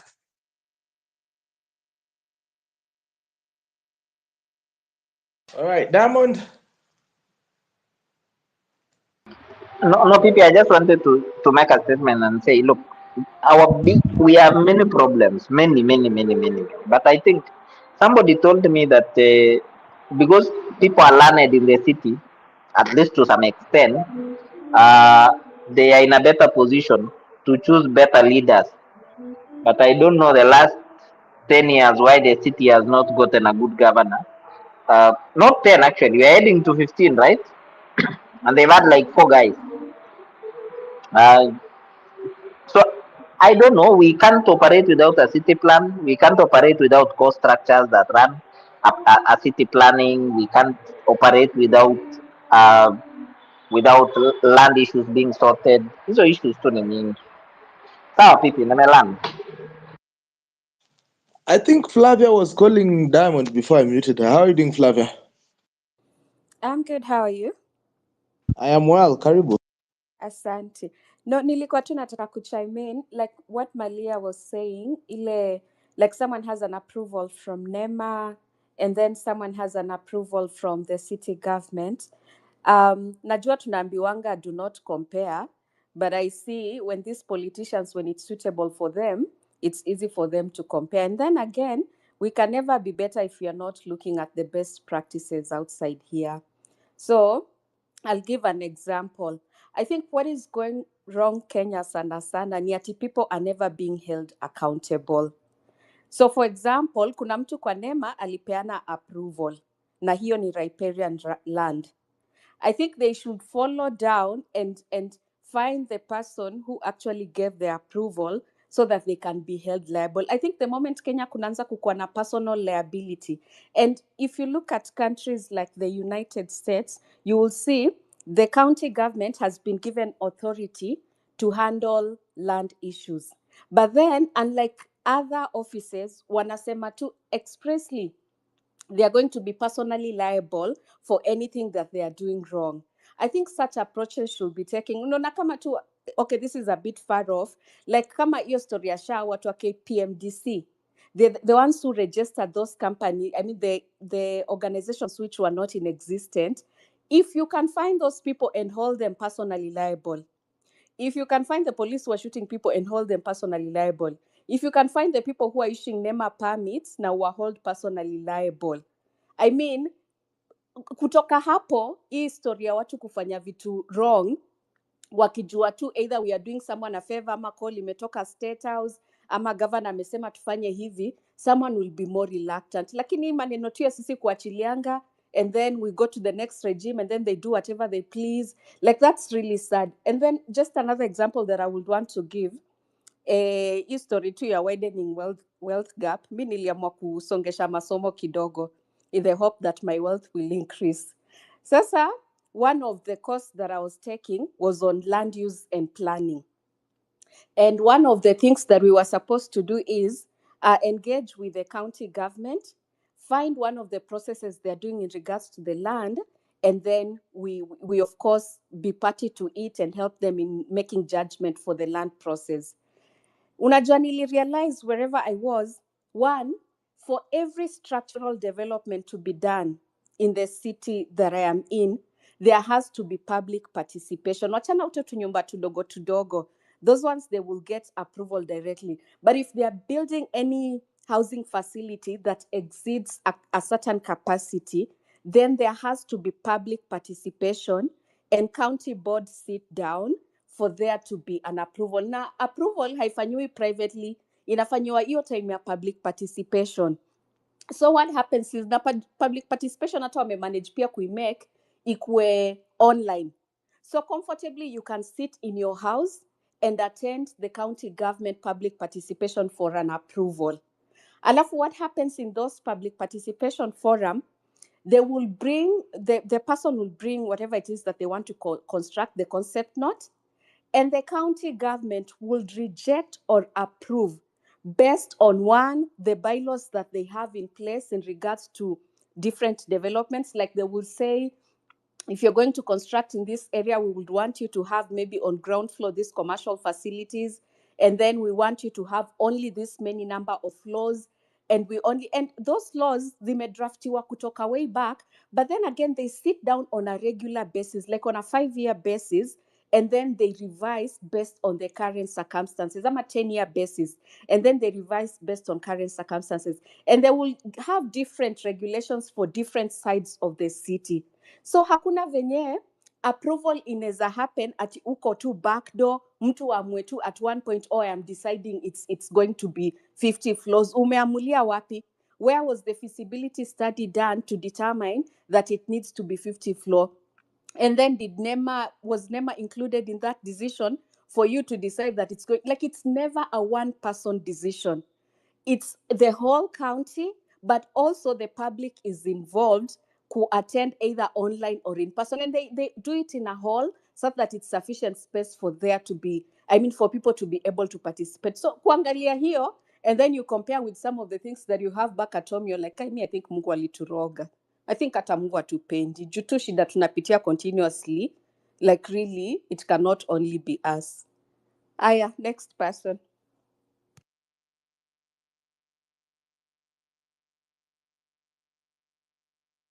All right. Thank you for that, Flavia. We are at 8:45 p.m. East African time, ladies and gentlemen. You're listening to Home Run with PP. Pale kwenye comment section, corruption is fighting back. I think that one we have seen. Boomers, millennials, hey, watu mnanifurahisha sana. But Malia nani Japonja anasema Malia Davis, true, build your own house, especially in Nairobi. What you can see, your house will crack after 5 years. Fake cement, fake blocks, expensive finishing. Um, mimi najua tangu nione frame ya mlango watu wameweka plastic. I am done with the Nairobi developers. Ukifunga mlango frame inaanguka, alafu na realize kumbe hata si frame, ni kitu tu ameweka ya kuseal hiyo kona. Wizi wa mchana. Inaitwa night robbery.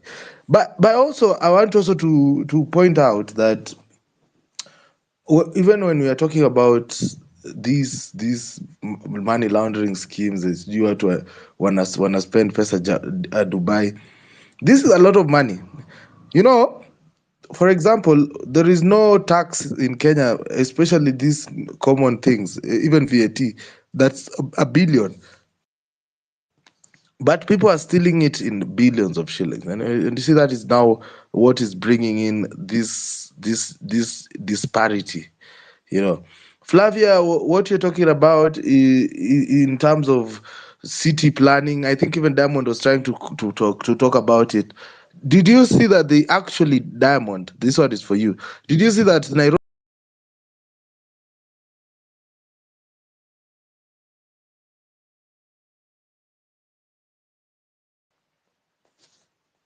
75 Yes, I saw it, but it was a roadside declaration, so I don't know. Yes, I saw it. It's not like I didn't. Maybe imepita. Unajua ikishasemwa hapo kwa barabara, it might have passed. I don't know, but I saw it. Yeah, I so saw I it. think So Governor Sakaja alikuwa na push. So you are saying something about city planning. Who is supposed to be doing city planning? you know, Pepe, what I normally think should happen. I don't know if that's the structure. We should have a standalone, for example, city planning committee or city planning department. That department should operate exclusive of politics.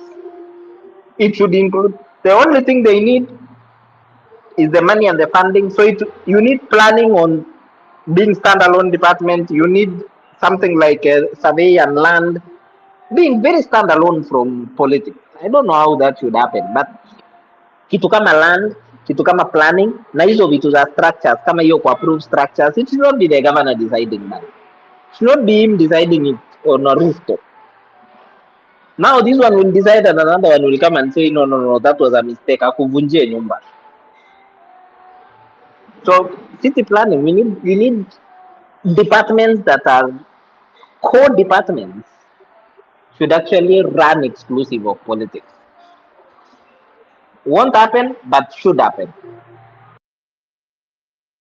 You know, one thing I admire about us is when we create such positions. We say we want positions that are politics free, and then we give the power of appointment to the president.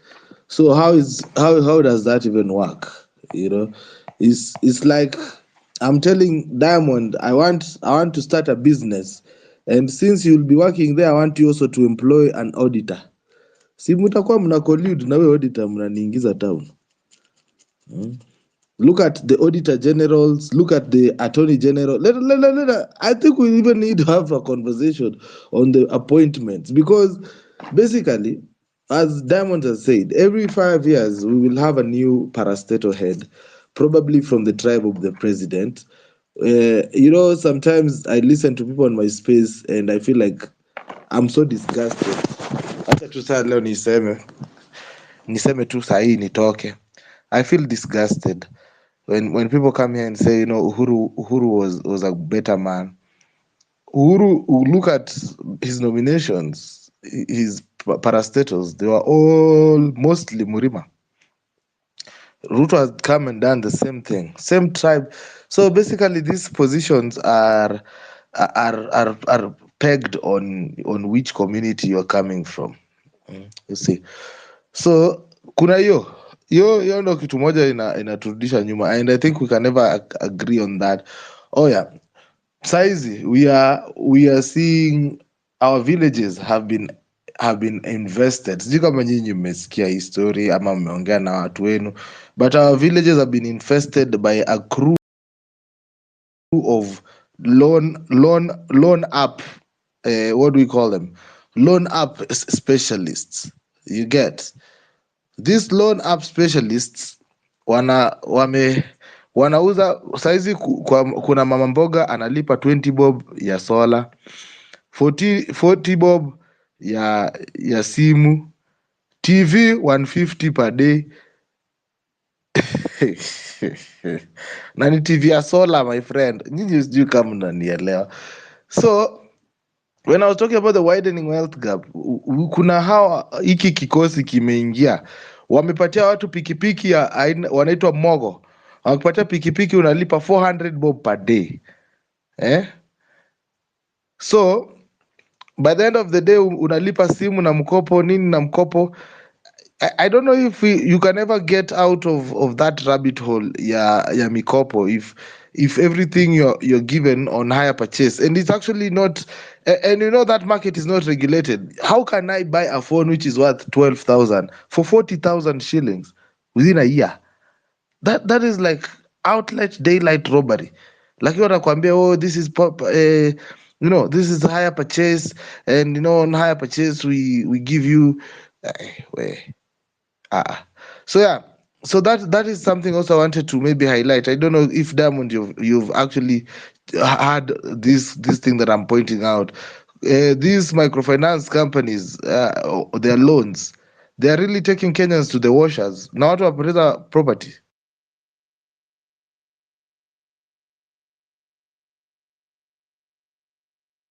You asked me something.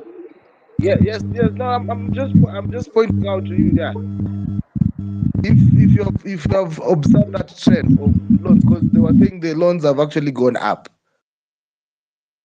Yes, I've observed, but because of the poverty rate in the country, Bwana, they are taking advantage. And you see, we also lack regulation. It's not just about it's not just about access to debt. It's it's about regulation because no one regulates these farms. They are outside the. I think they are outside the CBK, and even if they are within that space, they are not as regulated as the banks. So unapata jamaa anapeana kitu ya 12,000 na mtu anaenda up kulipa 40,000 and it's only 3 years. So I don't know, even if it was 30%, uh, 30% interest, you shouldn't be paying that much. Regulation bro, you know what? MP wako anaitwa nani? Ashaiongea parliament. Hiyo ndio kazi yao by the way. Women rep wako anaitwa nani? Ashaifungua mdomo parliament hata one. Hiyo ndio kazi wanafaa kufanya. They need to actually speak up, but they can't. They can't. Hawa wanangoja tu waitwe State House wapewe 10K wapige nduru moja kali. Flavia. Now, just to add maybe on what Diamonds has said, wachane hiyo pati ya MP wako kuto raise any voice. Wewe pipi, kuna bill gani ushawai comment? Because what I'm realizing right now, and we keep on saying tu venye umesema, we complain how the president has authority over everything. How has that happened? It's because alihonga parliament akamalizana nayo. Akaenda kwa judiciary akamalizana nayo. Amekuja LSK, we are hoping ajamalizana nayo. Ameenda kwa, like, everything he feels like will be a threat to him, he has hungered them and then amemalizana now. In a best case scenario, parliament should be the people who are supposed to watch us and protect us from such people, including overt powers from the presidency and the executive. So, for example, in this case, there's the consumer protection law. And if you check, like even, mi najua tunashinda nimesema hivi na watu watani fault. If you check in a capitalistic society, a credit-driven, like if you compare with other credit-driven countries, hizi madeni zinapeanwa. Watu mostly wananunua vitu kwa madeni. But the government comes in because that's what the government is supposed to do. It comes in and it protects the people.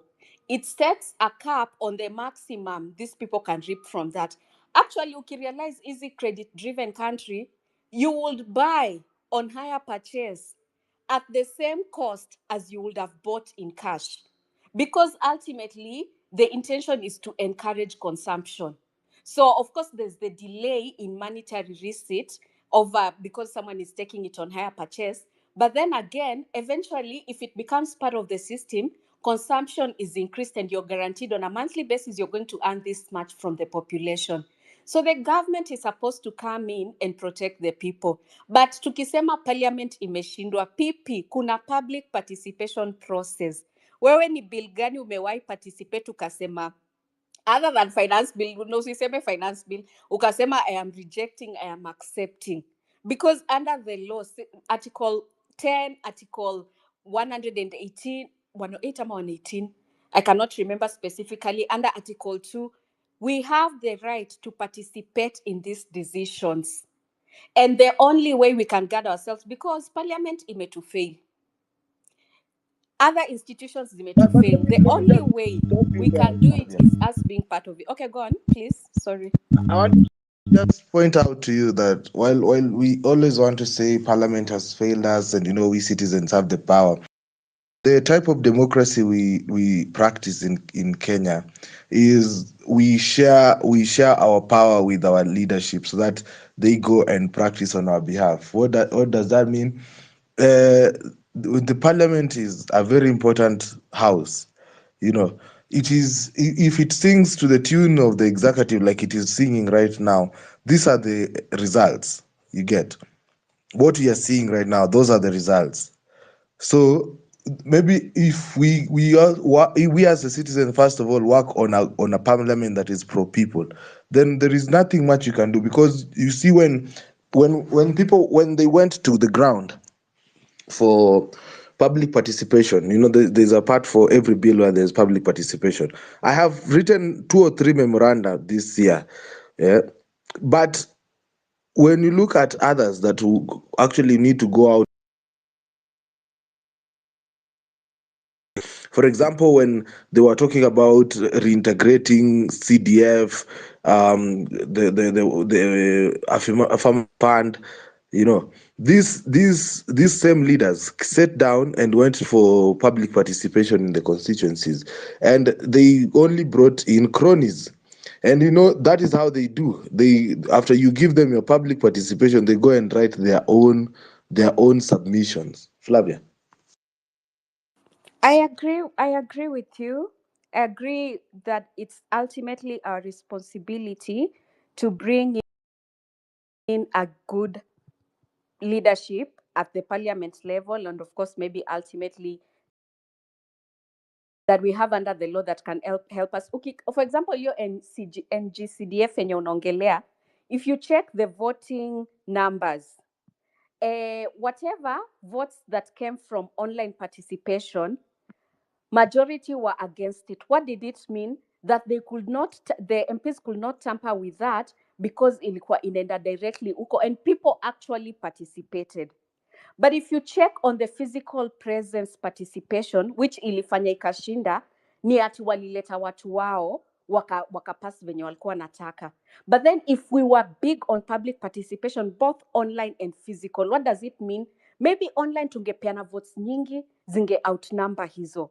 Ama physically pia, watu wenye wako kwa ground, jutu ni nyumbani, watu wako ground, if we are keen and we can show up, because the only time we're going to change this, nikisema only time kuna watu watapigana na mimi, but probably it's 2027. But we cannot allow things to go to the haywire until 2027 and say that's when we are going to make good. I think when we start participating now actively kwa ground, watu wana show up online, tuna vote, tuna submit votes online kwa all bills and any act that is going to take place. I think hiyo ndo time tutapata maybe some desired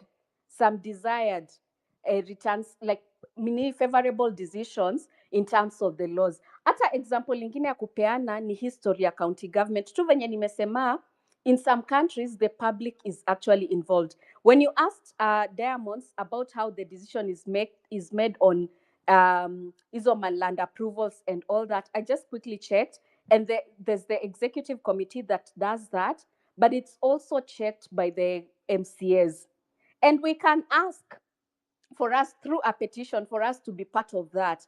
And that's the only way I think things can become better. So I think as we fault ourselves for electing bad leaders, we also need to step up by being part of the decision-making process. And this can be through your public participation. But additionally, in this case where we feel like the law has a gap, for example, here MCA peke yao ku oversight the decision of the committee, we file a petition and say we want to be part of this decision making also. Koti kikata, at least try, but ikiapproviwa, then it means the future becomes better.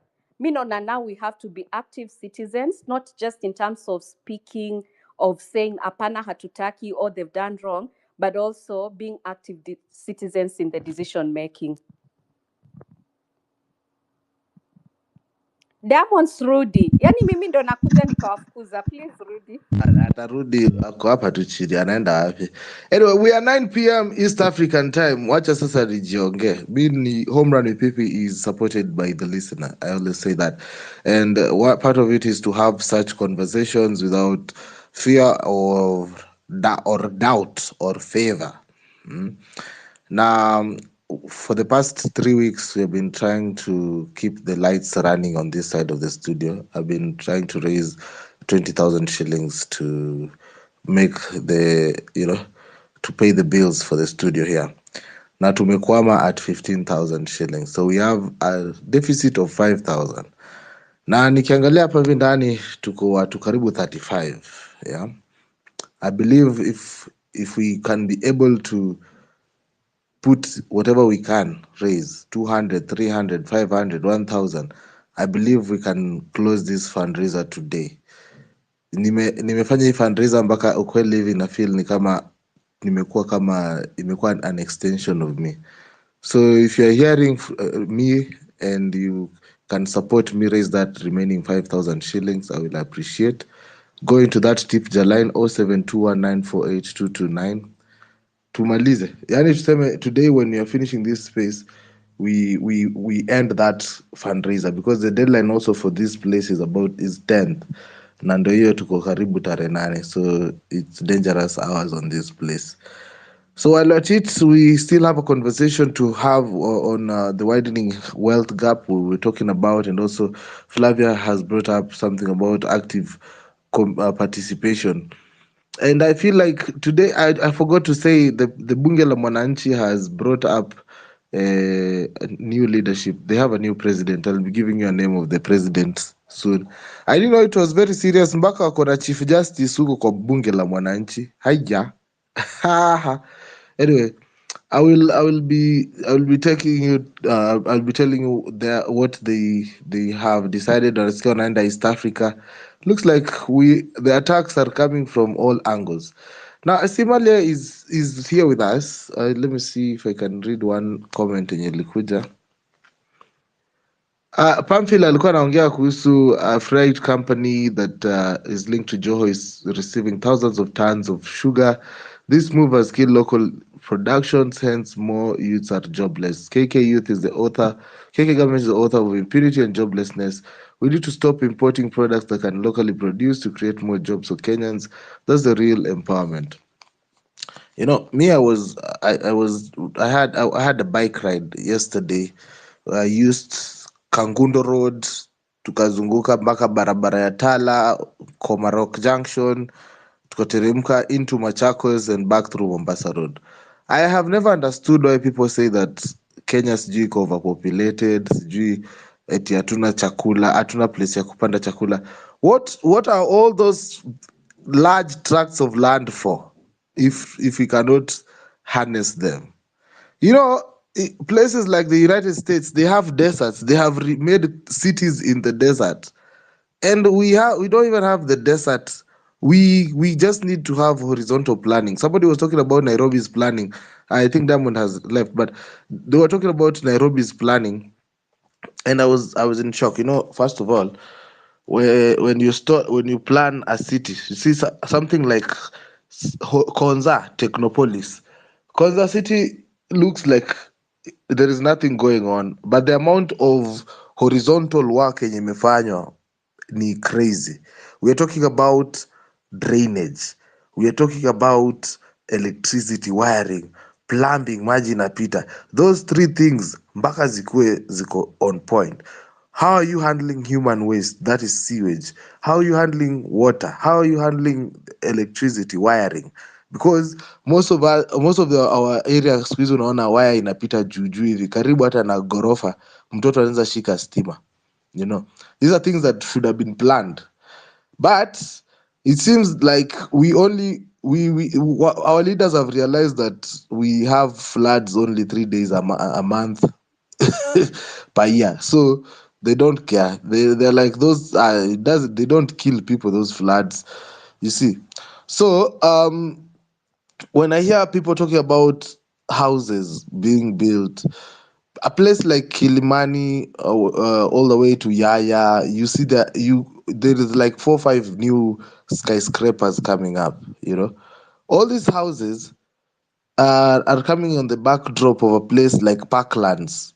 You know, Parklands, Pangani, those places that were having low houses, and now they are full of high rises. You know, so there is that big issue of sewerage. Talk about places like Rongai that don't even have a single sewerage system. Water is just sewage is pumped outside. You can see if you're in a place up in Masai Mall, there is like a river that passes constantly. It's actually raw sewage headed to the river huko chini Gataka. So they actually had to build a trench so that nani can pass through straight. So it passes through the road every day. Hata saizi ukisimama hapo utaipata maji inapita. See, that is the reality that we live in. So sometimes when we're talking about who's to plan and what is to be planned, that is exactly where we are at. Marley Davis, I see you came back. You heard what Flavia was saying about active participation and the need of not speaking alone. Yeah, Pepita, she's very right that I think we as citizens as well, we need to have lobby groups, because I think one thing that really helps people in the first world is those caucuses and those lobby groups. Like, for example, when this new county government had just got into the office, they wanted to hike the land rates. And they were saying that they want to be charging a certain, I don't know, it was 20 or 30% of the market rates. So if you could have done that calculation, especially for these upmarket houses, the amount of land rates you'll be paying per year, if you do a calculation just few years, it's almost coming up to the amount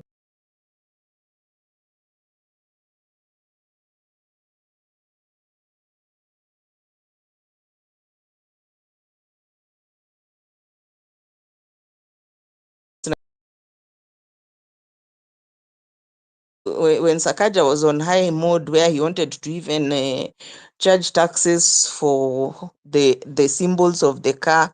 If you can remember, like if your car has a symbol like the symbol for Mercedes or the symbol for BMW, or if it has a sticker like those stickers for where you bought the car, or if it has the tire cover is having something, a company or something, like you're supposed to be paying. He wanted that to be taxed as well.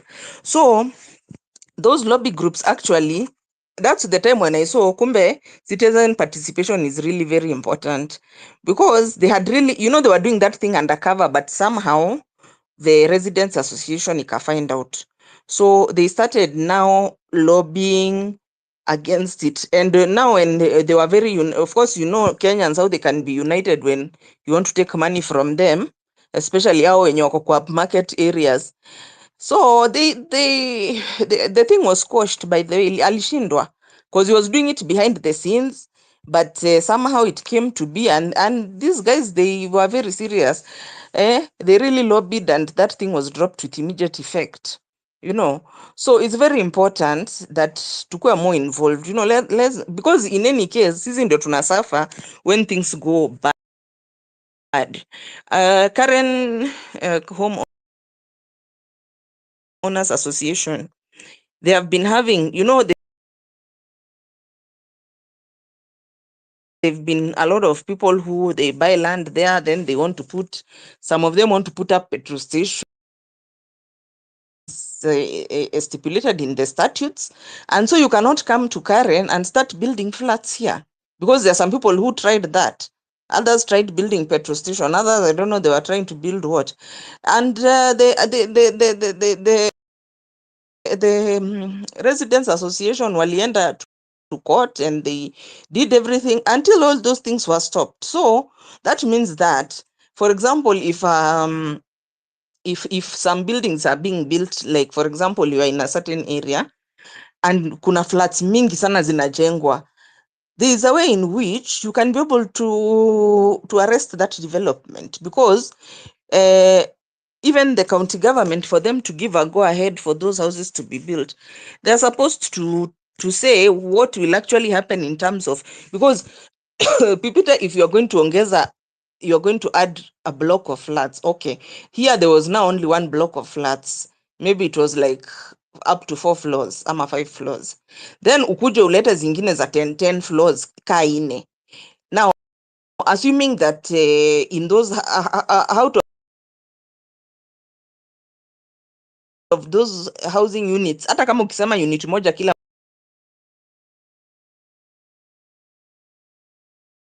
mtu, kila unit moja iko na gari,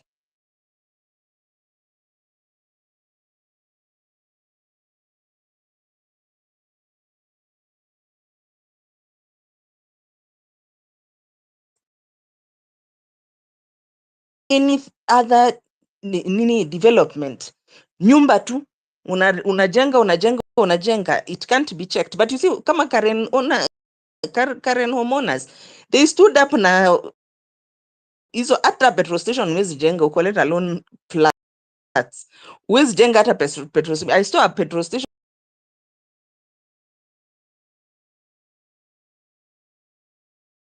those guys, they are very aggressive when it comes to citizen participation and really guarding their neighborhood, that hapa hivi hautakuja kujenga flats and I've seen also in some estates the same thing, whereby unajua some people when they come wanataka kuongeza to maybe 1 or 2 floors, so wanataka kuongeza ndio wapate rentals hapo kwa nyumba.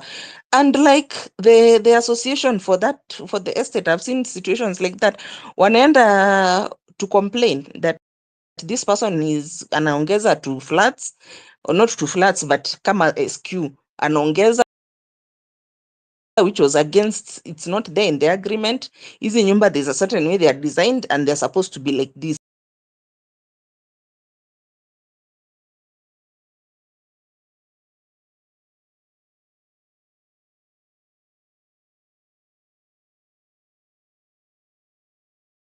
Not supposed to be a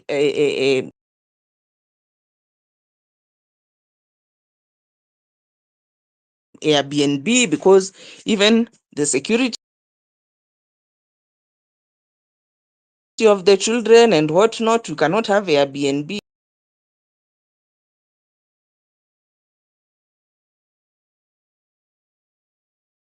Na mkuwe very serious.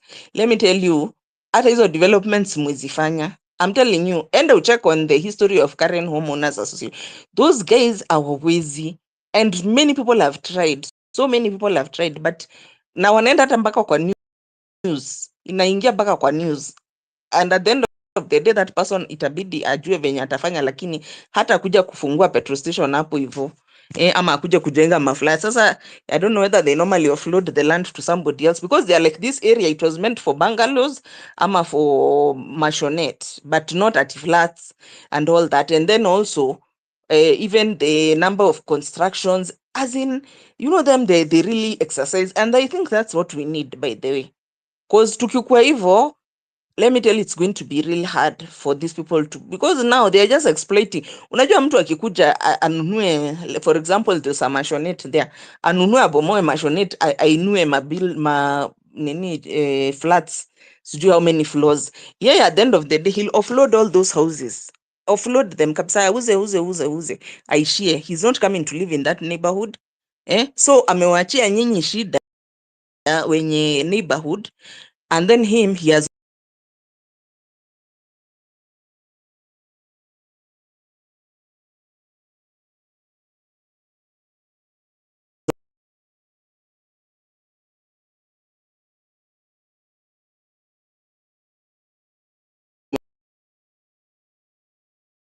paid,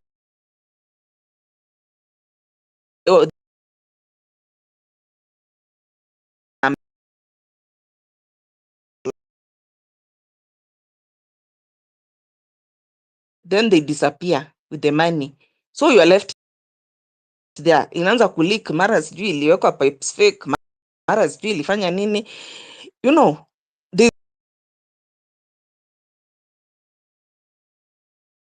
mumeweka finishing mzuri kila mahali, lakini the more important things, the structural things, you have used the cheapest material, the worst material. Sasa within no time maji ndio hiyo imeanza kuleak, but who are you going to go back to? Unarudi kwa nani? Nobody can be held accountable. Au mliwapea pesa yao, wameishia, wameenda, hata they are not even in the country anymore, you know. So I think because hatuna hizo institutions which can protect us, then we need to be proactive. Juu sasa kama NEMA ndio hao wanapeana go ahead for somebody to build a very big mall on top of a riparian area, you know.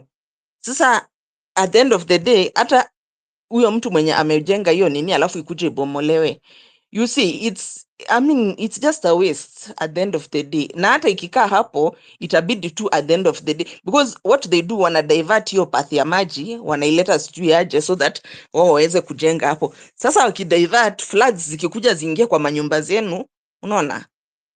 So since the people who are mandated to take care of us, like NEMA and Kanjo and the rest, they are not doing that. So I believe now it's our turn, basi we have to take control, you know.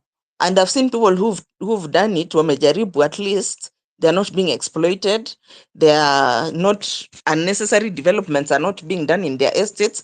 Juu hakuna venye utanunua nyumba 20 million because you like this neighborhood and because you thought that now these flats, alafu sasa ikuje ikue, as what Diamond is saying, it becomes like a concrete slum. Na if you want to know how this affordable housing will end up, enda waangalia kwa US, kuna zingine zilikuwa zimejengwa projects, social housing projects which were being built for Black Americans. Hizo vitu they are worse. Afadhali hata slum yenye ni slum ile ya nini.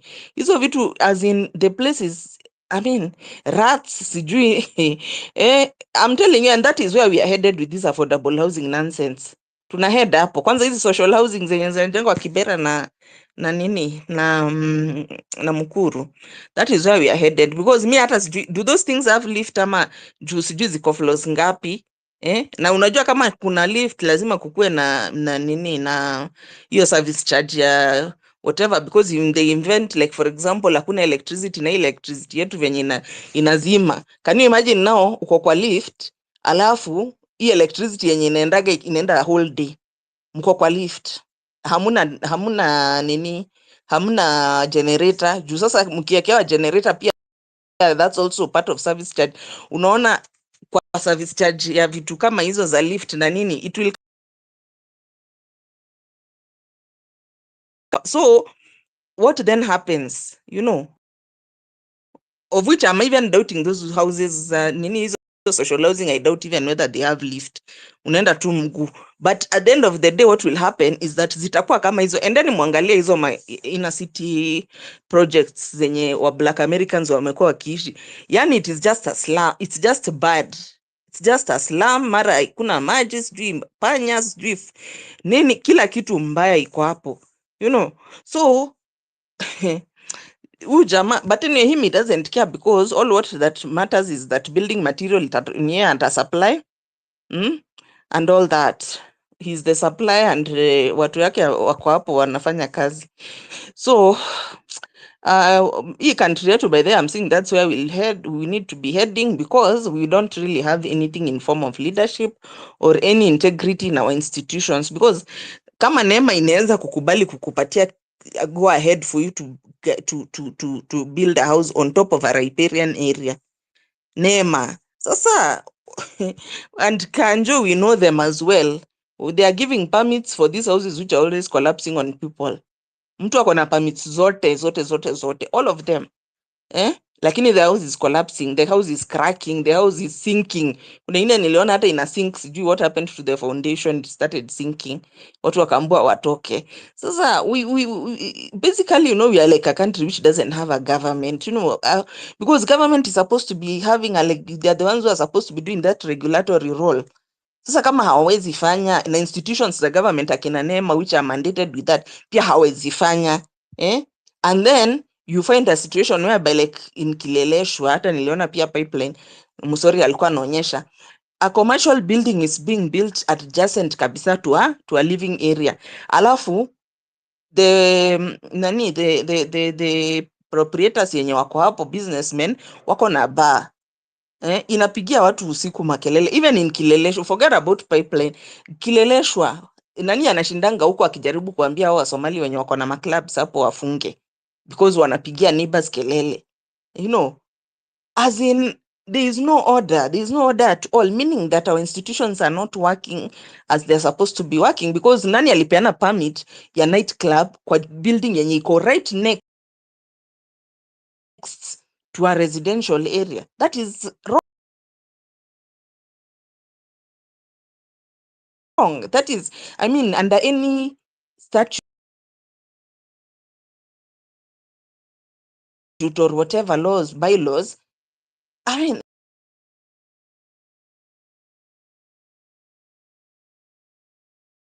na nini sasa watu waweke soundproof kwa manyumba, ama ni wewe ndio unatakana waweke soundproof kwa your club which is making noise for people, and then they go there. Mosori akienda huko, Mosori hata anafukuzwa juu these people wanajua wako na connection. It's just a matter of making a phone call, and hiyo story inazimwa kabisa. So hii story ya tiju unajuana na nani, the law is the law. If you are supposed to be having a certain level of decibels in next to a residential area, that is the law. It's not a matter of ati Mosori utajua mimi ni nani, ati wacha nipigie nani simu. Even a church or a mosque, hata hizi mosques zenye zinatupigianga kelele na churches as well, ama churches zenye ziko na compound. Sasa all weekends they are having wana lease the land to go and do functions. Sasa na the people who are living in the areas nearby, they can't have peace of mind. So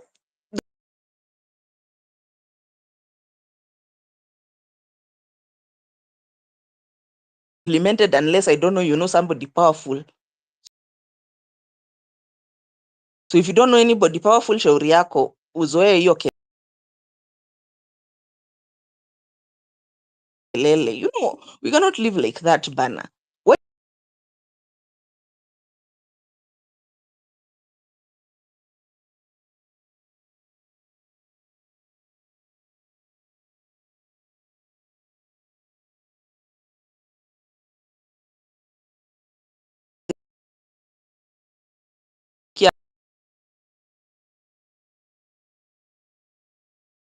The mall which was being put down, it was, I don't know how many billion, a big mall. You are not helping yourself, by the way. Unafikiria you're taking advantage of the situation and you are really, but you are not helping yourself.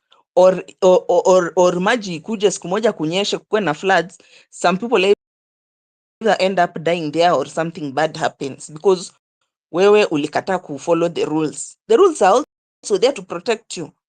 The rules are also there to protect you as a landlord, that ukijenga nyumba yako, you know, for the next 5-10 years, I'm okay. My house is well built, my house is structurally safe, so I can have peace of mind. Not building collapse na watu uanze kufukuzwa, kuja kwa news, uanze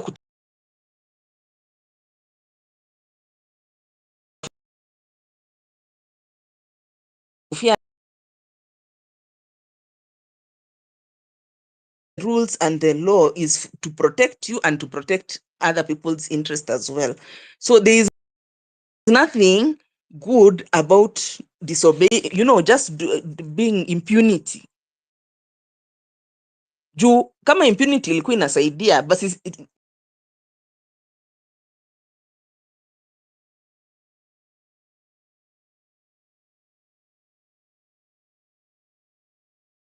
ana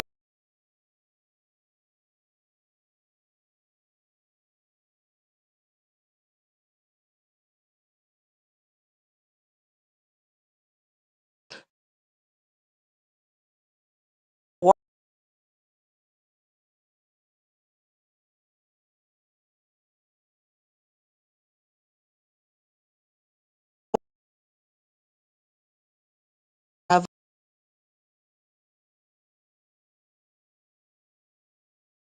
the law and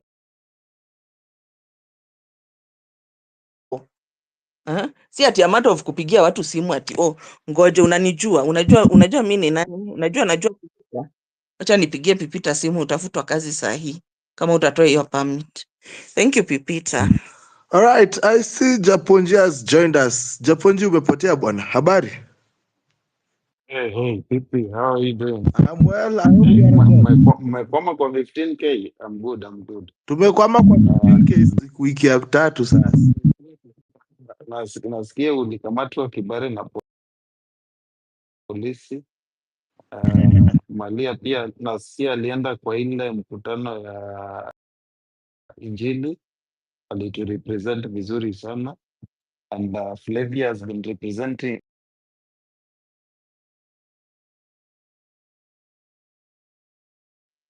where can I start? You know, Pipi, 1 week out of social media is a very long time, especially out of politics. Pipi, mi politics nimeachana nayo kidogo mpaka 2026. So Malia, Flavia, you are a lawyer, yeah?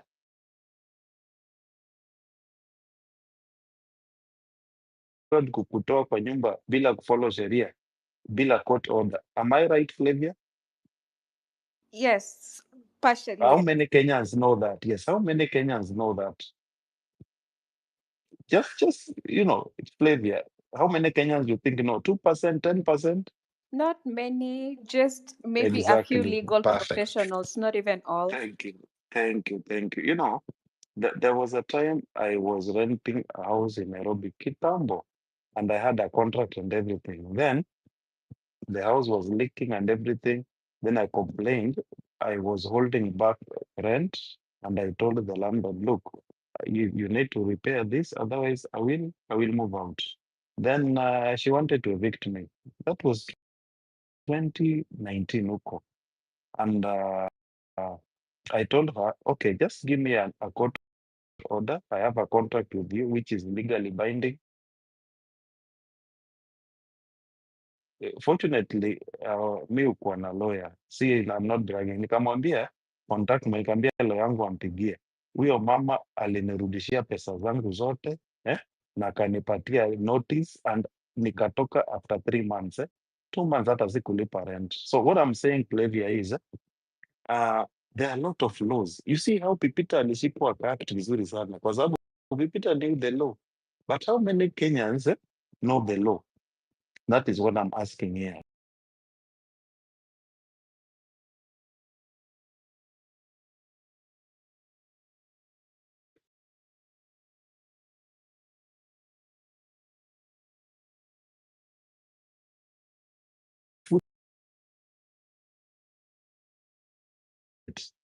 if you are speeding on the road, direct inakuja kwa SMS. You see, this one will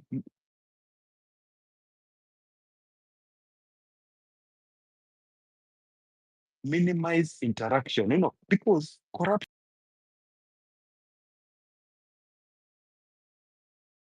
comes in when there is maximum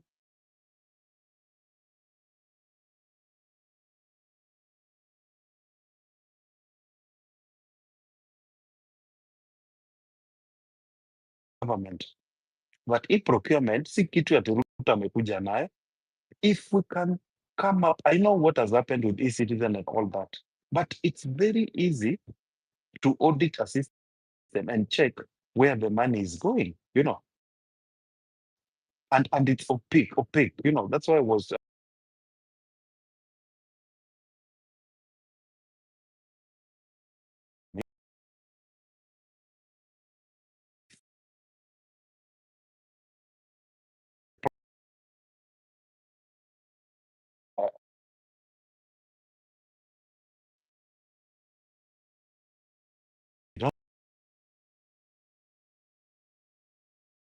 same Kenyan that is corrupt in Nairobi, unaget, or who is corrupt in a civil service in Kenya, that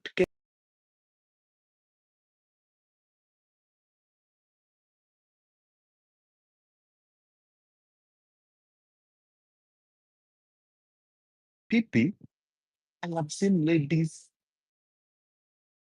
traveling to Saudi. The first thing wanaambiwanga ni ukiiba,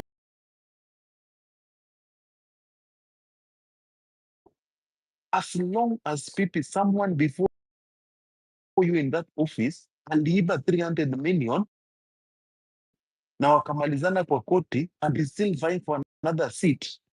PP, what makes you not to steal? You see, there is no deterrence. People will still, we can talk here about what Malia is saying, sijui sewage, sijui nini. No, Malia, those are symptoms we are fighting. As a country, we have failed to identify our problems. We need to sit 5 Kenyans who have bribed their way through something. We are the same Kenyans, ukienda kwa ofisi, we ask for fast service. Unapigia mtu namuuliza, people unajua mtu anafanya hapa, I need something fast. You see, that's why the government also should come up with services to fast track. If you want something fast, you pay premium. In other countries, they do that. If you want a service fast, actually, typing service or whatever, there's a way that you can get it faster. You just pay a premium. So they do your work instead of 7 days. You see, so these are some of the ways that can prevent that corruption. So you just pay upfront. Juu pesa bado inaendea mtu. You see, and the other thing I wanted to say, I can see Flavia's hand is up. The other thing I wanted to say is, as long as also we Kenyans tunakataa kuchukua blame, and we don't even know what we need, we are just part of the problem. We are part of this problem, and I can assure you, this alinok mtu wa bodaboda wakachoma gari and they're looking for him. See, this is us. The other day, last week, people you saw, lori ilianguka, I think with some items. No one even went to save the person, the driver. No one cared.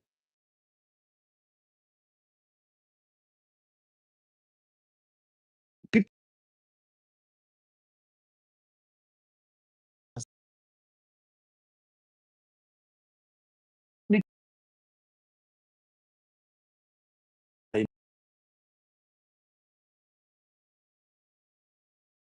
fanya.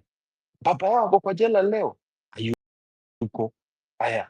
This Obado, hapa amekaa jela. You see, these are the things we are saying. So people, what is preventing me? Mi nikienda kwa hiyo ofisi nipate loophole ya 500 million. Who told you I can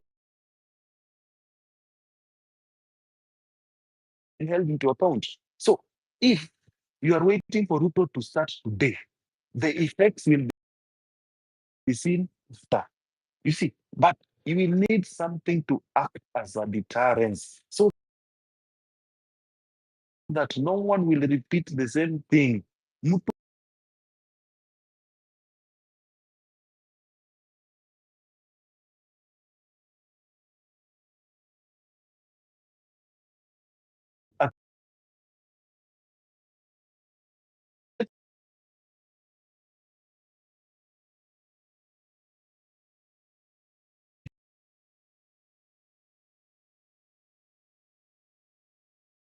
Simweke hata 500 niweke 15.5 because at this rate ni kama ni mimi nimeblock M-Pesa ama ni nini.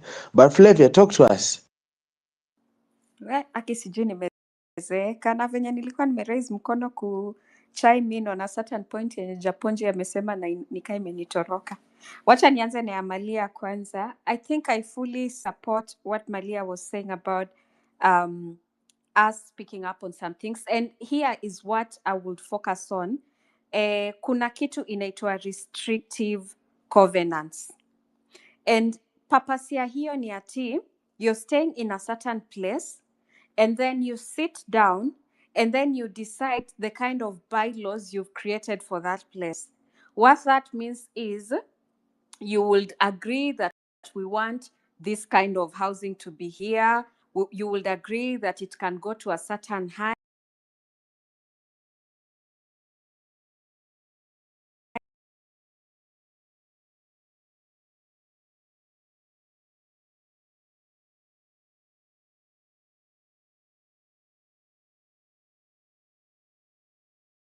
Karen can confidently ensure people do things in Karen area the way they want them to do it.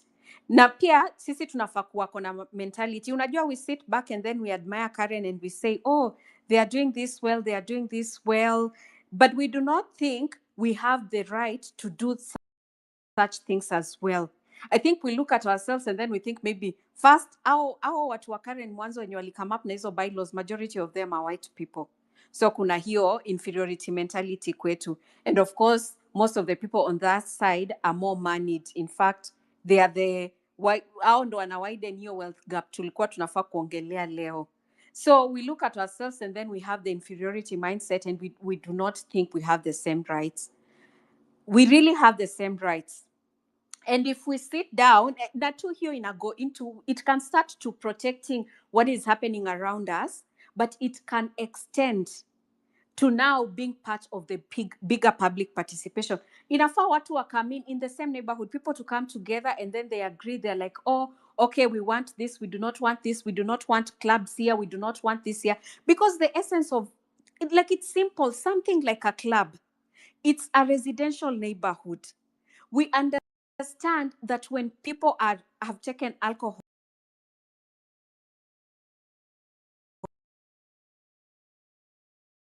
away and it will be okay, but it can be big as they would hit someone because they are driving a vehicle while drunk. Or it can be worse as because their judgment is impaired, they might even take someone and rape them, and that person might be a child. Those are the dangers of having a club in a neighborhood. And those are the speaking points that people, if they organize themselves in community, they can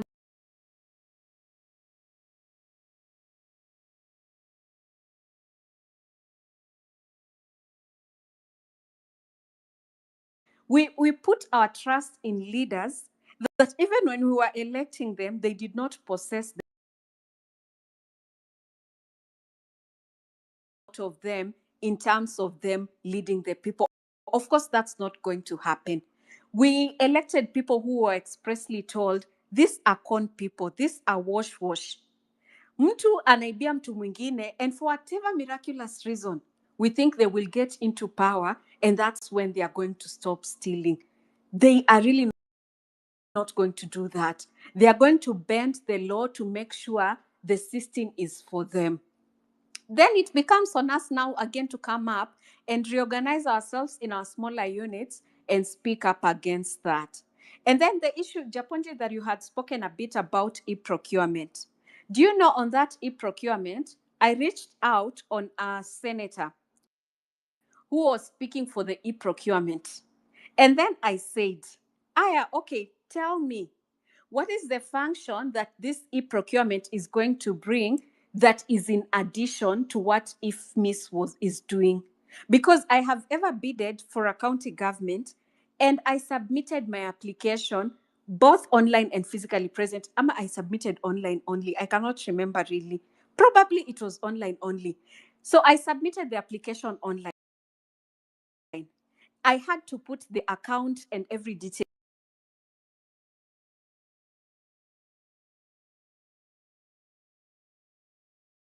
construction I had done.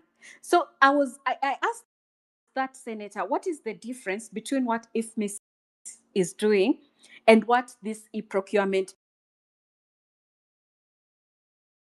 You cannot come to tell me you're coming to save 50 billion by procuring a 104 billion system. Like, that does not make sense. Do you know this person tried to flip around and say something like, oh, this is for public interest, it's going to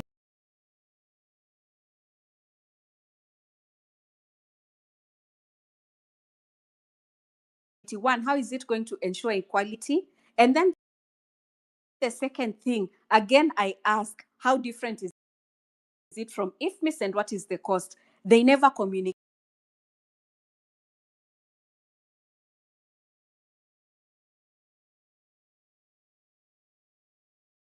104 billion. What good has it done? And like, really, what is the justification for having a 104 billion system? Na unajua hata maswali tujajiuliza na systems kama hizo. For example, this share system, someone is supposed to make a payment every time. Like, every time you're making a hospital payment, a certain amount is deducted. Let's assume it's 50 shilling. It's deducted from whatever you're paying. How do we measure that 104 billion, and the assumption is per year it's supposed to be 10 billion paid, and then for 10 years it's supposed to be 104? How for 10 years it gets to 104 instead of 100? I don't know why people are never questioning that. That aside, but how sure are you that in a month you might even deduct more than 10 billion? Because if 50 shillings is being deducted per patient, their chances are you might have more patients and you will get more in advance. Or you might have lesser patients and you will not get enough. What system is there to monitor that? Unless, like, I am for improvement, but if they do not come out clearly and lay out such details, really, it sounds like not more good is coming to the public, but it's just some.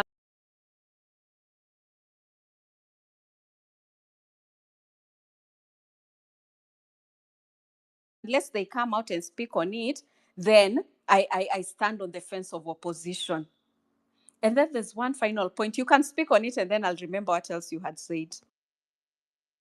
Pipi, I can go on, right? So Flavia, my point was this. You see, e-procurement is not a Kenyan idea. I know that the system is only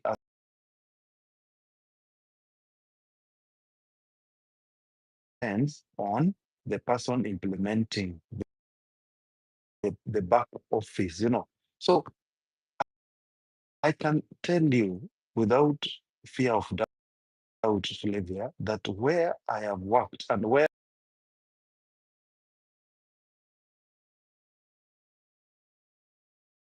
trace something, if there is something that was not delivered, you procured something through the procurement of, see, you can always track something. That's why transparency reduces corruption, and then there's something about efficiency. So everybody, depending on your level of admin, your level in the office, you have access some admin rights. So you can log in and check the process imefika wapi and all that, and who is responsible and why there is delay. You see, and anyone, I believe that admin rights can be given to a lot of people in the high offices, And for instance, someone like, I know this is like micromanagement, someone in the highest authority, maybe like DCI or anything, or anti-corruption, they can have access to that. That is the beauty of it. They can actually check at random if there's any red flag, or if there is anonymous call about corruption or anything.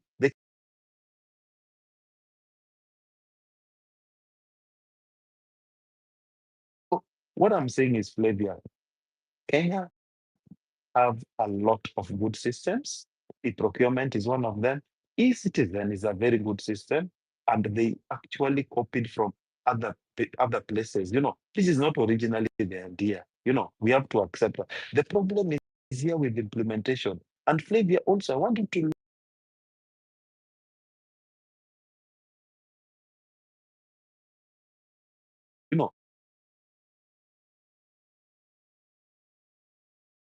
the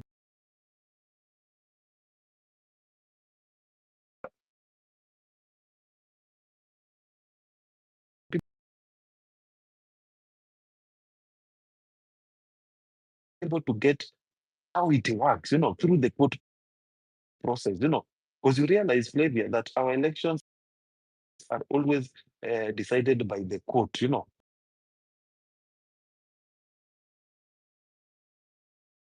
not even by the IEBC. So through that process,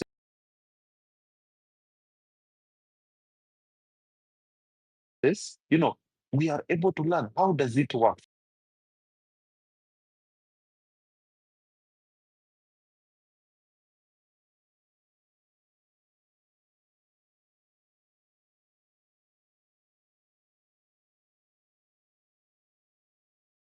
In that pen. So it's very easy to track that.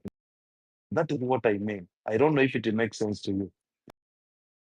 Thanks. No, it totally makes sense. It totally makes sense. And I fully agree with you. I'm in support of such a system. I just also want the government to also make structured decisions.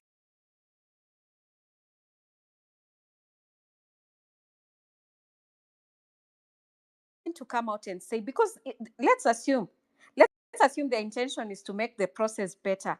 I would like them to come out with the information and say, we want to procure this system.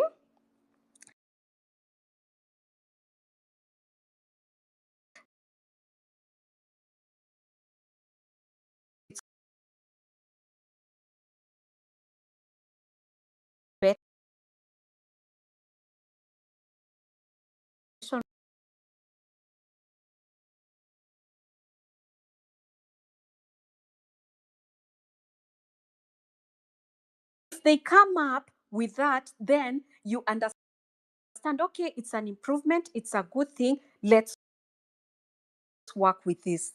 But then if eventually it just becomes a matter of self-interest, maybe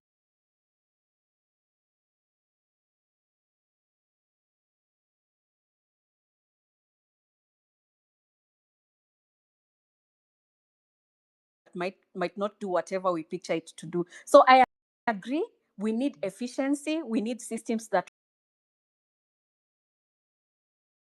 works, we need what is it called,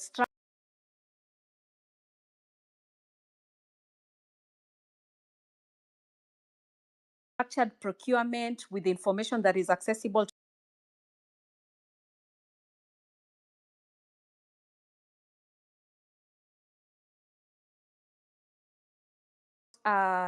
lack of information in the public, like people not understanding what the law says, people not understanding what the process is, and probably that is why they are not being part of public.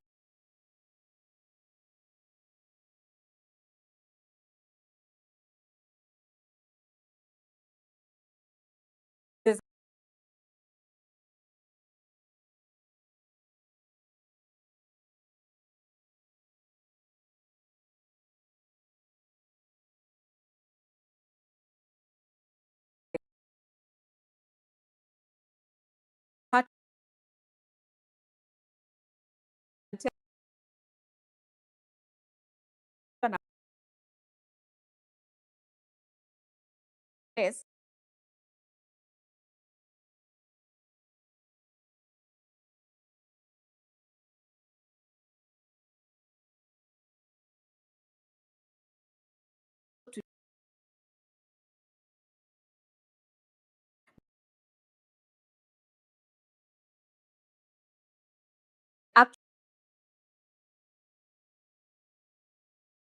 Each one of us ought to be a disciple. Wherever you're sitting, find as many people as you can recruit in terms of passing information on what is happening, what their rights are. Make people understand as simple as, what does Article 6 of the Constitution say on integrity? What does it say on public participation? What right do you have to tell the government on what they are doing? How can you go about that? I think if we make this information be known by them, by many, then have right now.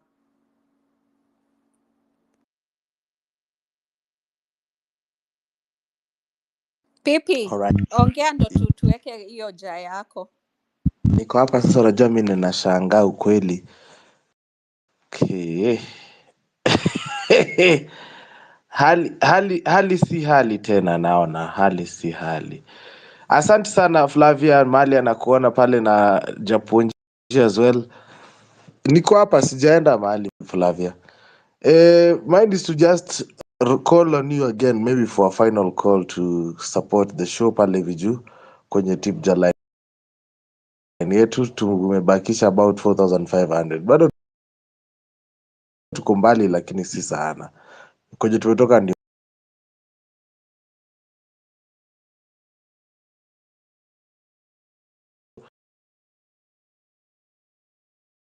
na wenye wako hapa ndani. If you are in the listener panel and you want maybe to give us your final words, it will mean a lot to us. Maina Dev anasema, thinking out loud, in the age of abundance, some humans who don't want to do anything will be paid. Some countries like Poland pay the jobless, but we can't level the playground. Thank you, Maina Dev, for your submission as well. I want to hear final submissions, starting with Malia. Malia.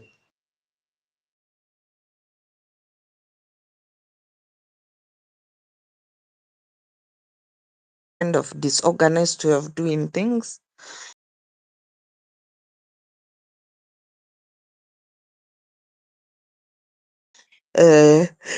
As a people,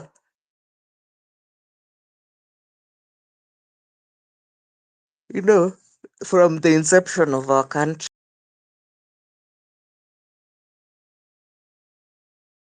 other people have a good time, an easy time stealing and doing whatever they want. But now that it's my turn, you're giving me a hard time. You're giving him a hard time because tumefika, the problem has reached carrying capacity now. The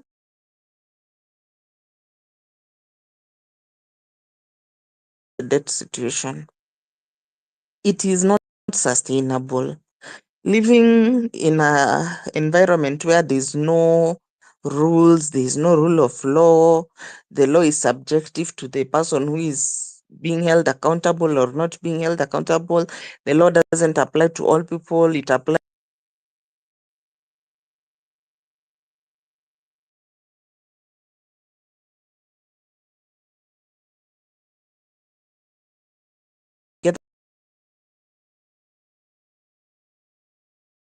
difference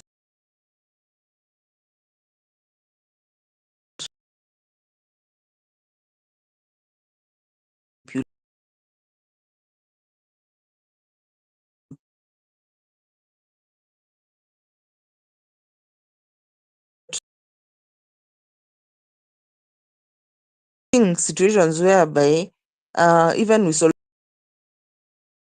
come out, like the case of, I remember, is it Masai Mara University? Like, it's a whole expose with all documentation, everything to show that this woman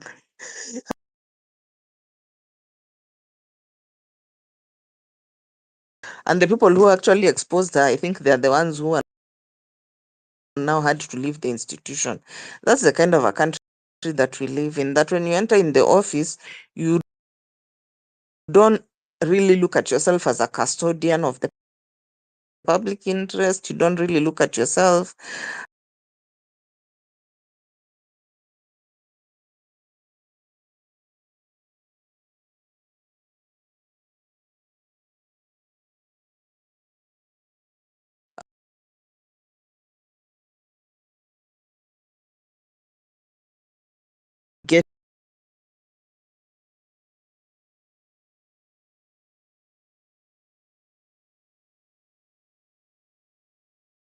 of course,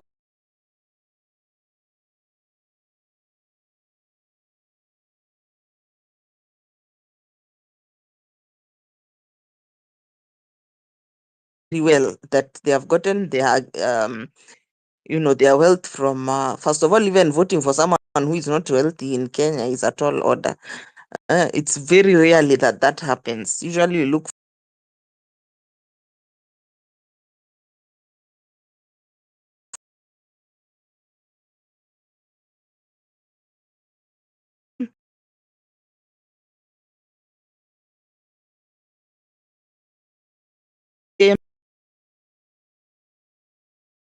for the rule of law, the study, like they really see this thing as it's supposed to work for them and it's helping them and it's there for them, not there for them to look for a way to go around it. How you can be able to evade the law, how you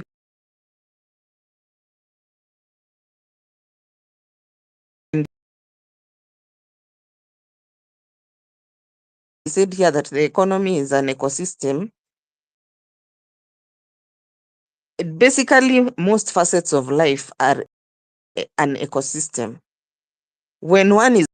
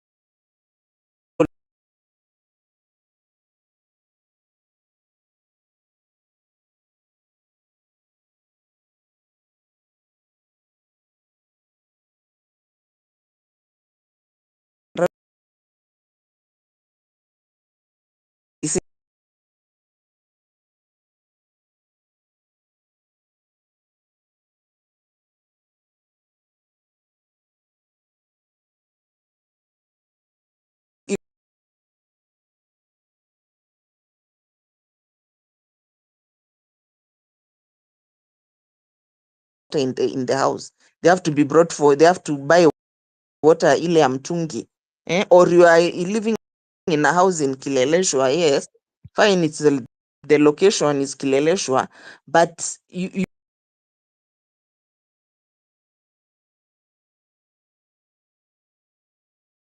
LC decide now they want to disappear the lights for a whole night or a whole day, the way they,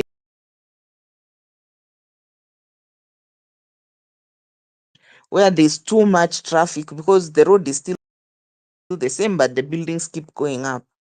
So this disorganization that we have, it's not good for anyone. It's even not good for those people who think that that they are really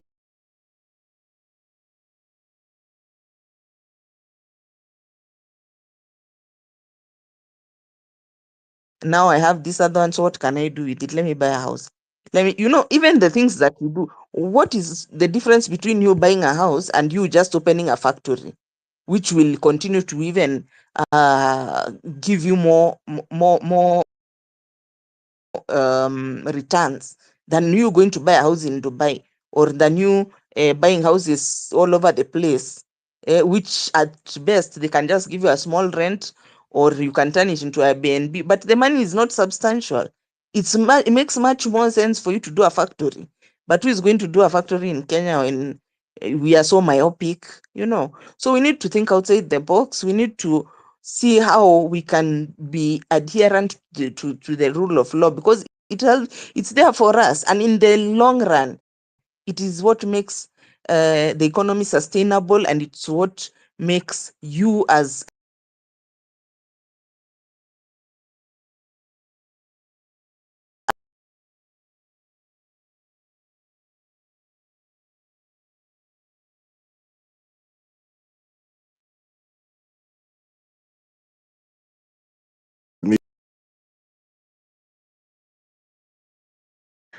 Yes.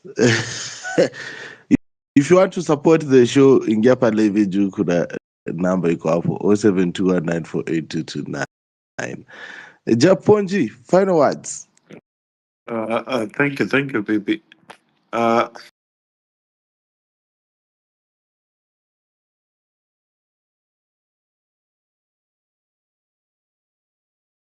make 2 steps forward, 3 steps back.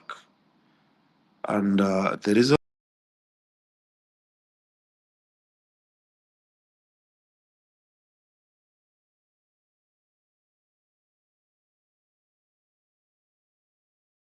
going through what they have, and I was impressed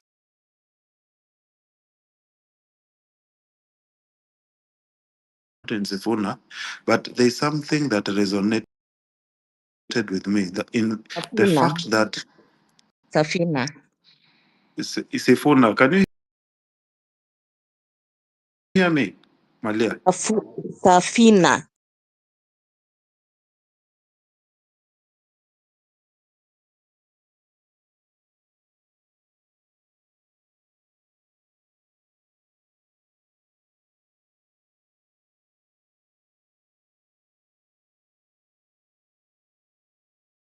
Because if you look at their calculations and everything, the way they talk, and you follow through, you will realize that the money that has been stolen and has been unaccounted for is actually enough to run budget of Kenya for 2 years with free primary education and healthcare.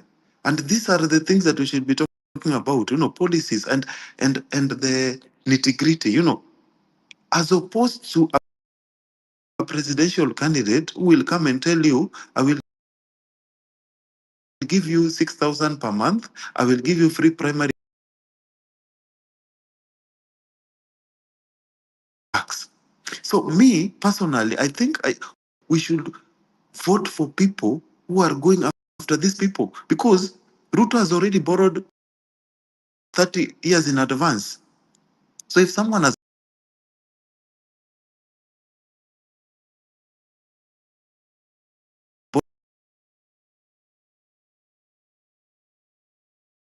it, who can follow all the money that has been unaccounted for to build Kenya, if we can recover this money in trillions, then I think we will be in a better place. We will start opening our eyes and talking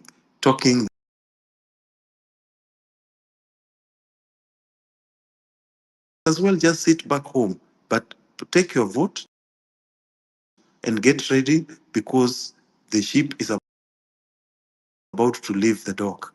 And going forward, me personally, as we speak now, I'm just affiliated to Wakina Wanjigi, because I believe that if I was to vote them based on that they will go after Anglo-Lis, and the way they calculate, and the money is real, and if I do my fact check with the Auditor General and everything, it adds up, So I don't know why people don't see this. That is enough, I don't need anything else. And if that one can make them reduce the.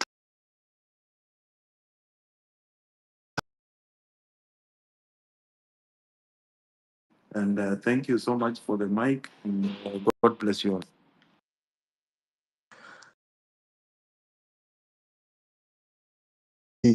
Japonji and Flavia, we have moved very closer to the target. We are currently at 17,000 shillings. Thank you for your tips. Yeah, I hope maybe tomorrow we'll be able to close off this fundraiser,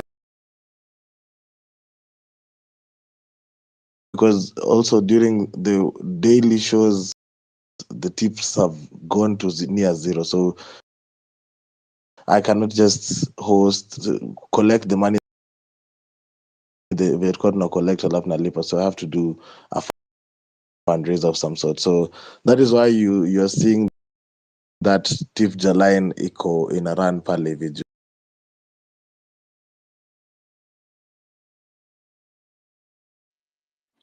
All right. Thank you, PP, and thank you, the panel, and everyone who has joined.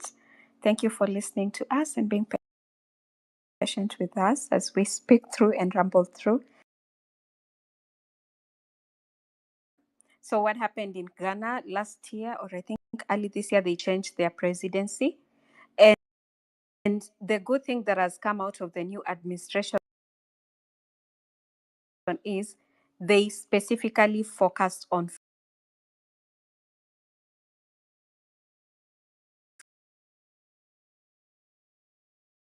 or even their taxing for this year has gone lower because the amount the government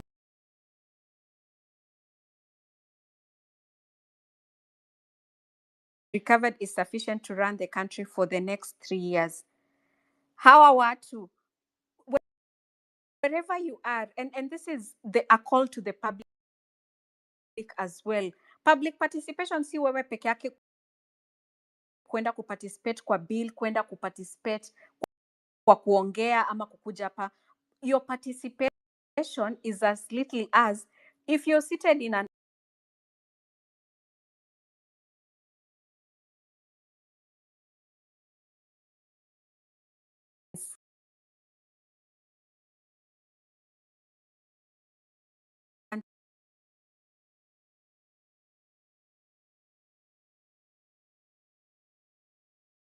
ourselves and for our children. And for that reason, it can be as little as you taking the evidence of them doing a wrongful act, so that when the time comes, utatupea your contract tuseme, oh, walideposit pesa hapa, oh, hii contract hawakuweka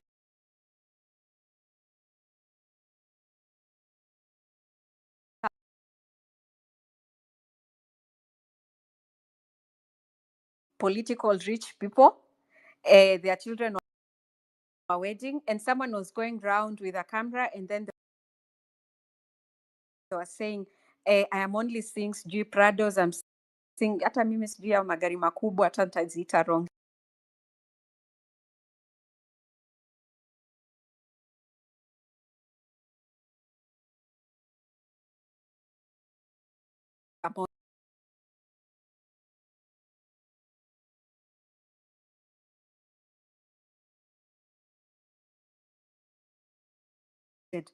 There is no factory that we know of that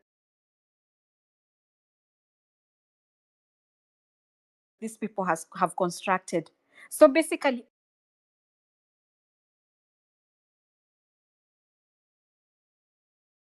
all their monies are coming from our taxes.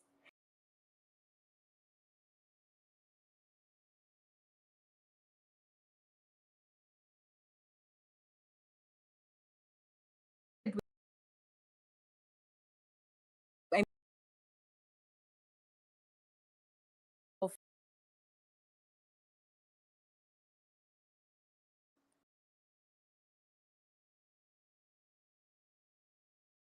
it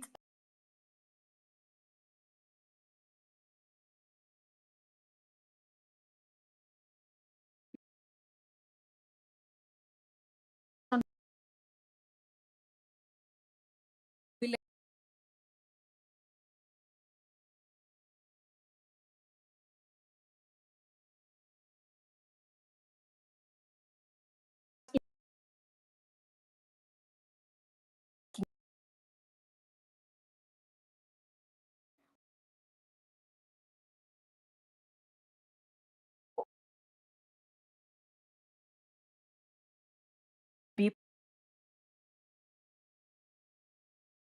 be making for the best if that can be possible. Thank you, Pipi, and thank you, everyone. Thank you for your submission, Flavia, Malia, Japunji, and every other speaker that has found time to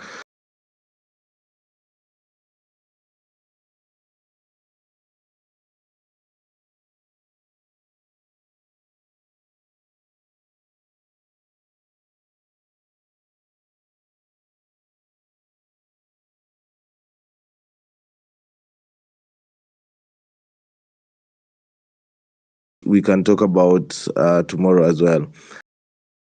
Up until then, I would like to wish you a good night and mind to always tell you that Home Run in PP is supported by the listeners. And if you like what you're doing, there's always our tip line where we support the show. And of course, that collection jar is how we pay the studio rent, and of course other bills that come with.